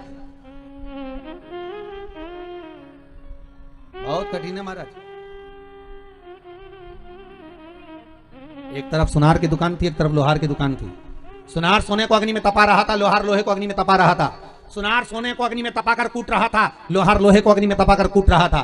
तब सोने के मन में एक भाव आया, एक मन में विचार आया कि मुझे भी अग्नि में तपाया, इस लोहे को भी अग्नि में तपाया, मुझे भी कूटा, इस लोहे को भी कूटा। पर सोने ने विचार करा कि मुझे जब कूटा जा रहा है तो मैं आवाज नहीं कर रहा। सुनार की दुकान में से कभी आवाज आती है कि सोना कूटने की? नहीं। पर लोहे की दुकान के सामने से जाओ तो आवाज आती है लोहे कूटने की। पर समझ में नहीं आया कि लोहा इतनी आवाज क्यों करता है। तब लोहे का टुकड़ा उचक कर सुनार की दुकान के अंदर चले गया, और सुनार की दुकान में जब एक लोहे का टुकड़ा गया तो उस सोने ने लोहे से पूछा, भाई लोहा ये बता कि मुझे अग्नि में तपाया, तुझे अग्नि में तपाया, मुझे कूटा, तुझे कूटा, पर मैं आवाज नहीं करता। सोना कहता है, पर लोहा तू कूटने पर इतनी आवाज क्यों करता है? तब लोहे ने कहा, सोना बात इतनी सी है, तुझे जो कूट रहा है वो लोहे का हथौड़ा है। लोहा कहता है, मुझे जो कूट रहा है वो लोहे का हथौड़ा है। बस अपने को जब कूटता है तो आवाज तो निकल ही जाती है। दूसरा ताने देगा, सहन कर लोगे, दूसरा अपशब्द कहेगा, सहन कर लोगे, पर अपना होकर अपने से जुड़ा हुआ व्यक्ति जब ताने देता है, अपशब्द कहता है, गाली देता है, आड़ा टेढ़ा बोलता है, तो सहन नहीं हो पाती। बड़ा कठिन हो जाता है सहना। जब लोहे को लोहा चोट देता है तो आवाज निकल जाती है। दूसरा देगा चल जाएगा, पर अपना ना दे, बहुत कठिन है। फिर निवेदन करूंगा, बर्तन को बाहर से ज्यादा मांजते हो कि अंदर से ज्यादा मांजते हो? बोलो जम के। आपसे नहीं पूछ रहा हूं क्योंकि आप तो मांझे ही नहीं होगे, और लॉकडाउन में मांझा हो तो बात दूसरी है। तो आपसे नहीं पूछ रहा हूं, मैं तो जीजियों से पूछ रहा हूं। जीजियों बोलो, बर्तन को बाहर से ज्यादा मांजते हो कि अंदर से ज्यादा मांजते हो? अरे बोलो जम के। हैं? अंदर से। गंगा घाट की हो तुम भी, चतुर तो बहुत हो, पक्का है, बिल्कुल सही बोली ना। कहां से मांजते हो? अंदर से, क्योंकि बर्तन का काम अंदर से। अगर दूध रखेंगे फटे ना, सब्जी बनाए बेकार ना हो, कोई सामग्री रखे तो बेकार ना हो, इसलिए बर्तन को अंदर से मांजा जाता है। बस शिव महापुराण भी यही कहती है, बाहर से कैसे भी दे लेना पर भीतर से साफ हो। अंदर से जितने निर्मल होगे, क्योंकि भगवान की कथा रामचरितमानस कहती है, निर्मल मन सो मोही पावा, मोही छल छिद्र कपट ना भावा। भगवान की कथा कर रही है, मुझे निर्मल मन चाहिए, निर्मल वृत्ति चाहिए, निर्मल सोच चाहिए, निर्मल भाव चाहिए।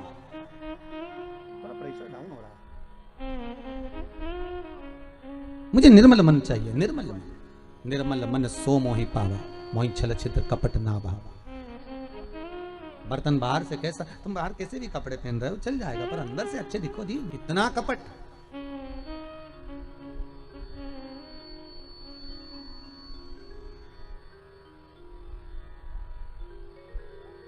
दिख रहा है बढ़िया कपड़े वपड़े पहने, साफ सर आए हैं, बहुत सुंदर कपड़े पहने, खूब सुंदर वस्त्र। शिव महापुराण की कथा में कल था, भगवान को पाने के लिए कपड़े नहीं बदलना है, कलेजा बदलना। भगवान मिल जाएगा। कपड़े बदलते बदलते, वो रावण ने बदले थे कपड़े, तो एक बार कपड़े बदले, संत का चोला पहनकर वो रावण सीता जी को हर के लिए आया। संत के चोले को रावण ने ऐसा बदनाम कर दिया, ऐसा बदनाम कर दिया कि वो संत का चोला वो रावण पहन कर गया और माता जानकी का हरण कर कर लेकर आया। वो संत के चोले को आज भी सबसे पहले धोया जाता है तो भी साफ नहीं हो पाता, तो भी लोग छल कर जाते हैं, कपट कर जाते हैं, बेईमानी कर जाते हैं, प्रपंच कर जाते हैं। दोनों कपड़े। शिव कथा कर रही, भगवान शंकर कह रहे हैं, मैं जगत का पिता हूं, और जगत का जो पिता होता है उसको विष पीना पड़ता है। जगत की जो मां होती है वो विष पीती है। घर में ठंडी रोटी कौन खाता है? सास जब भोजन करने बैठती है ना, तो सबसे पहले भोजन का टिफिन देखने जाती है अंदर रसोई घर में। सबसे पहले टिफिन देखने जाएगी वो रसोई घर में, और टिफिन देखेगी और फ्रिज के ऊपर अलमारी पर जो डब्बा रखा रहेगा रोटी का, उसको देख कर आएगी। और बहू जब रोटी ला कर देगी ना, तो सास करेगी, बेटा दाल अच्छी बनी है, कड़ी अच्छी बनी है, आज सब्जी अच्छी बनी है, मुझे वो ठंडी रोटी ला कर दे। तो बहुएं कहती, मम्मी ठंडी रोटी? हाँ तो गरम है तो सही, गरम खाओ ना तुम। नहीं नहीं नहीं, मेरे को ठंडी अच्छी। तो क्या सास को ठंडी अच्छी लगती है क्या? नहीं, पर सास ठंडी इसलिए खा रही है कि ना बड़ी बहू खाएगी, ना छोटी खाएगी, ना मंजली खाएगी, ना संजली खाएगी, ना ये अपने पतियों को खिलाएंगी, ना ये अपने बच्चों को खिलाएंगी। और वो रोटी जो ज्यादा बन के रखाई है, ये कोई नहीं खाने वाली, आखिरी में ले जाके ये गाय को डाली जाएगी। मैंने एक एक रोटी का है, एक एक अन्न का दाना देखा है गरीबी का, इसलिए बेचारी सास वो ठंडी रोटी को खा जाती है। ठंडी। अच्छा, बहुवन सोचती हैं ठंडी खाएंगे बीमार पड़ गए तो, अपने बच्चे को खिलाएंगे बीमार पड़ गए तो, पति को खिलाएंगे बीमार पड़ गए तो, और बुढ़िया बुढ़ा व्यक्ति ठंडी खा जाता, और ये गरम खाए तो भी कहीं कमर दुख रही है, कहीं घुटना दुख रहा, कहीं सिर दुख रहा, कहीं कंधा दुख रहा, कहीं हमारी आंख दुख रही, कहीं भेजा दुख रहा, और वो बुढ़िया ठंडी खाए तो भी ऐसी चकाचक जाए, चकाचक, कुछ नहीं बिगड़े उसका।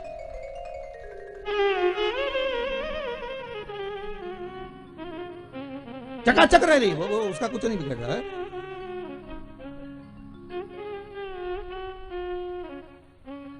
अभी तुम यहीं देख लेना रे, कहीं मत जाओ, बघेल परिवार में जरा हम जहां ठहरे ना मैया जाओ, तुम्हें पूरी लीला का दर्शन कराएंगे शिव महापुराण का, पूरी लीला का। सब बहुएं अपने अपने टोरा टोरी में, बच्चा बच्ची में 24 घंटा निकाल दे, और बुढ़िया वहां से कंडा लिया है, यहाँ से लड्डू लिया है, वहां से सामान लिया है, वो बूढ़ी अम्मा यहाँ वहां।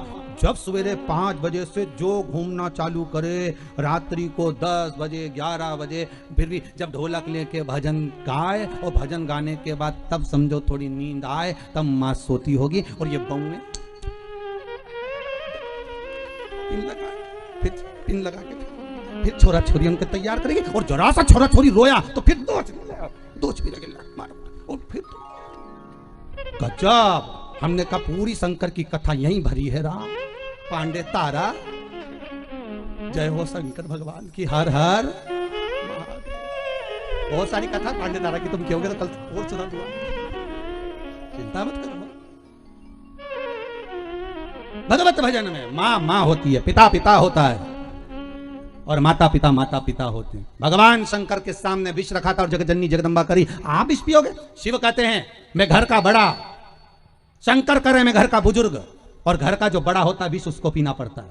घर की जो बड़ी होती है ठंडी रोटी उसके हिस्से में आती है, घर का जो बड़ा होता है सुनकर उसको चलना पड़ता है। एक घर में बड़ी बहू होती है, छोटी बहू होती है। बड़ी बहू अगर थोड़ा काम बिगाड़ देना तो माता कह देती है, माता पिता, तू बड़ी थी ना, तू तो समझदार थी, तू तो अकल था तुझ में, तो तू तो देख सकती थी। और छोटी अगर गड़बड़ कर जाए, वो तो अकल नहीं है, छोटी है, छोटी है।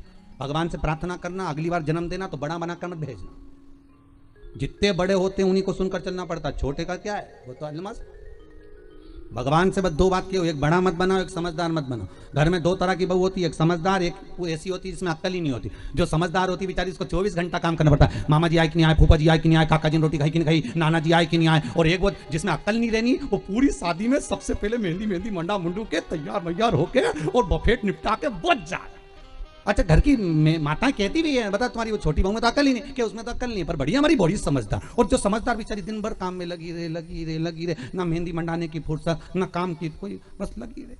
भगवान से कहना बड़े मत बनाना, इतने बड़े मत बनाओ कि हम कामों में उलझे रह जाए, हमें छोटा बना दो। एक माता के 2 पुत्र, एक 14 साल का, एक 4 साल का। 14 साल वाले को भी भूख लग रही, 4 साल वाले को भी लग रही है। माँ ने दोनों को भोजन दिया, 14 साल वाले को थाली में लगा कर दिया, 4 साल वाले को हाथ में रोटी में घी लगाकर नमक लगाकर फिंगर बना कर दे दिया, ले खा ले। 14 साल का बेटा एक जगह पर बैठकर भोजन कर रहा है, 4 साल का बेटा माता का पल्लू पकड़ कर जा रहा है, जहां माँ जाती है माँ पीछे पीछे जाते जाते भोजन करता जाता है। भगवान से कहना, भगवान हमें 14 साल के बेटे जैसा बड़ा मत बनाना कि एक जगह बैठकर हम भजन कर लें, हमें 4 साल के बेटे जैसा छोटा सा बनाना, चलते फिरते तेरा भजन कर लें और तेरे धाम में पहुंच जाए, ऐसी कृपा करना। बहुत छोटा बना, हमें बड़ा नहीं बनना, हमें छोटा बनना। जितना छोटा बनाओगे उतना हम सुखी रहे, उतना हम आनंद। शिव कथा कह रहे, शिव महापुराण की कथा। भगवान विष पी गए, मेरी जगतजननी जगदम्बा को लगा कि मेरा पति विष पी रहा है।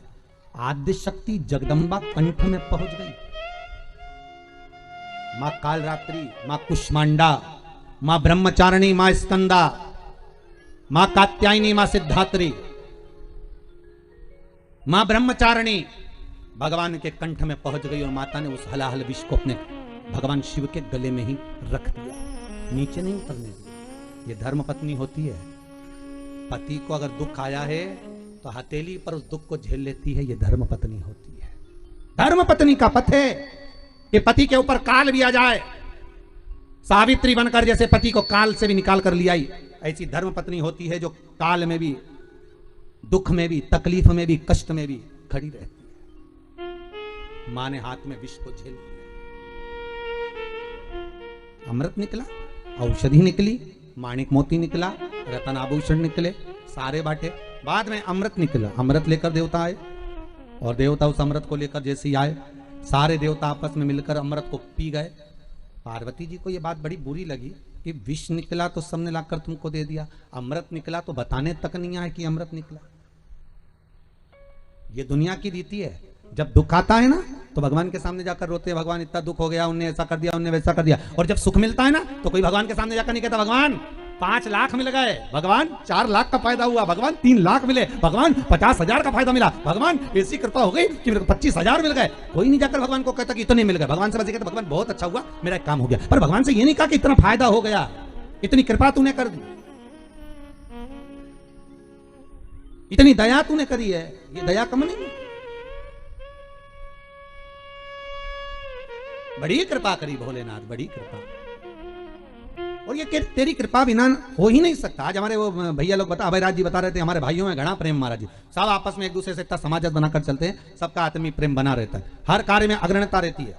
हमारे एक बड़े भैया पूजन में यज्ञ में बैठे हुए हैं, एक दिन रोज प्रतिदिन शिव महापुराण का पूजन भी चल रहा है। ऐसा हमारे परिवार में ऐसा समाजश बना हुआ है। ये एक आनंद है, इसी को प्रेम कहते हैं, इसी को आनंद कहते हैं, इसी को करुणता कहते हैं, इसी को वात्सल्यता, इसी को प्रेम कहते हैं। महाराज विष निकला, शिव जी के पास आ गया, अमृत निकला तो कोई बताने नहीं आया, और अमृत पी भी लिया देवताओं ने। और अमृत पीने के बाद देवताओं को आ गया अहंकार, और इतना अभिमान देवताओं में आ गया, इतना अभिमान आ गया। होता है जब धन आ जाता है, संपदा आ जाती है, सत्ता आ जाती है, वैभव आ जाता है, थोड़ा धन प्राप्त हो जाता है, थोड़ा ज्ञान प्राप्त हो जाता है, थोड़े दुनिया के लोग विद्वान हो जाते हैं, कुछ ज्यादा पढ़ भी लेते हैं तो विद्वत्ता आ जाती है। पर ज्ञान तो आ जाएगा, अमृत तो मिल जाएगा, पर नम्रता कहां से लाओगे? कथा में पहले भी कहा, बच्चों को कार मत दिलाओ, संस्कार दिलाओ। कार दिलाओगे बच्चे बेच कर खा जाएंगे, संस्कार दिलाओगे तो बच्चे कारों की लाइन लगा देंगे। संस्कार अगर हैं तो कार भी शोभा देती है, कार भी शोभा देती है।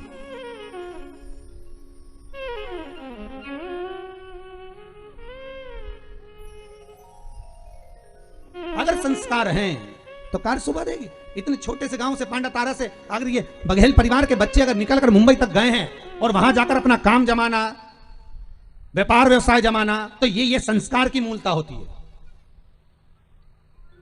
पिता के जाने के बाद में बच्चे बिगड़ जाते हैं, मार्ग से भटक जाते हैं, खाने पीने में लग जाते हैं, व्यभिचार में लग जाते हैं, गंदे काम में लग जाते हैं। पर माता ने जो ज्ञान दिया, संस्कार मिला, आज उसी का तो बल है जो अच्छी सत्ता पाकर बैठे हुए। अपना प्रदेश छोड़कर भी, अपना गांव छोड़कर भी, दूसरी जगह जाकर भी भगवान की भक्ति में आनंद पाते हुए, स्मरण करते हुए आज 10 लोगों में इज्जत बनाकर बैठे हुए। ये प्रेमता, ये करुणता, ये स्नेहता है आपकी, ये वात्सल्यता है। तो प्रेम का भाव रखिए, आनंद का भाव रखिए, निर्मल भाव। अमृत बताने नहीं आए, और अमृत नहीं बताया। पार्वती ने कहा अमृत नहीं है, नहीं आए बताने। शिव जी बोले कोई बात नहीं, नहीं बताए, मत बताने दो। शिव जी हलाहल विष पीकर नीलकंठधारी बन गए। शिव जी का एक नाम हो गया नीलकंठेश्वर महादेव। बोला हर हर महादेव। भगवान शिव का नाम नीलकंठेश्वर महादेव, नीलकंठेश्वर। ऐसे भगवान शिव शंकर ओघड़दानी त्रिकालदर्शी कैलाशी की पावन कथा आनंदमय चल रही है। भाव भक्ति से आज नीलकंठेश्वर महादेव की कथा पर ही कथा को विराम की ओर लेते हैं।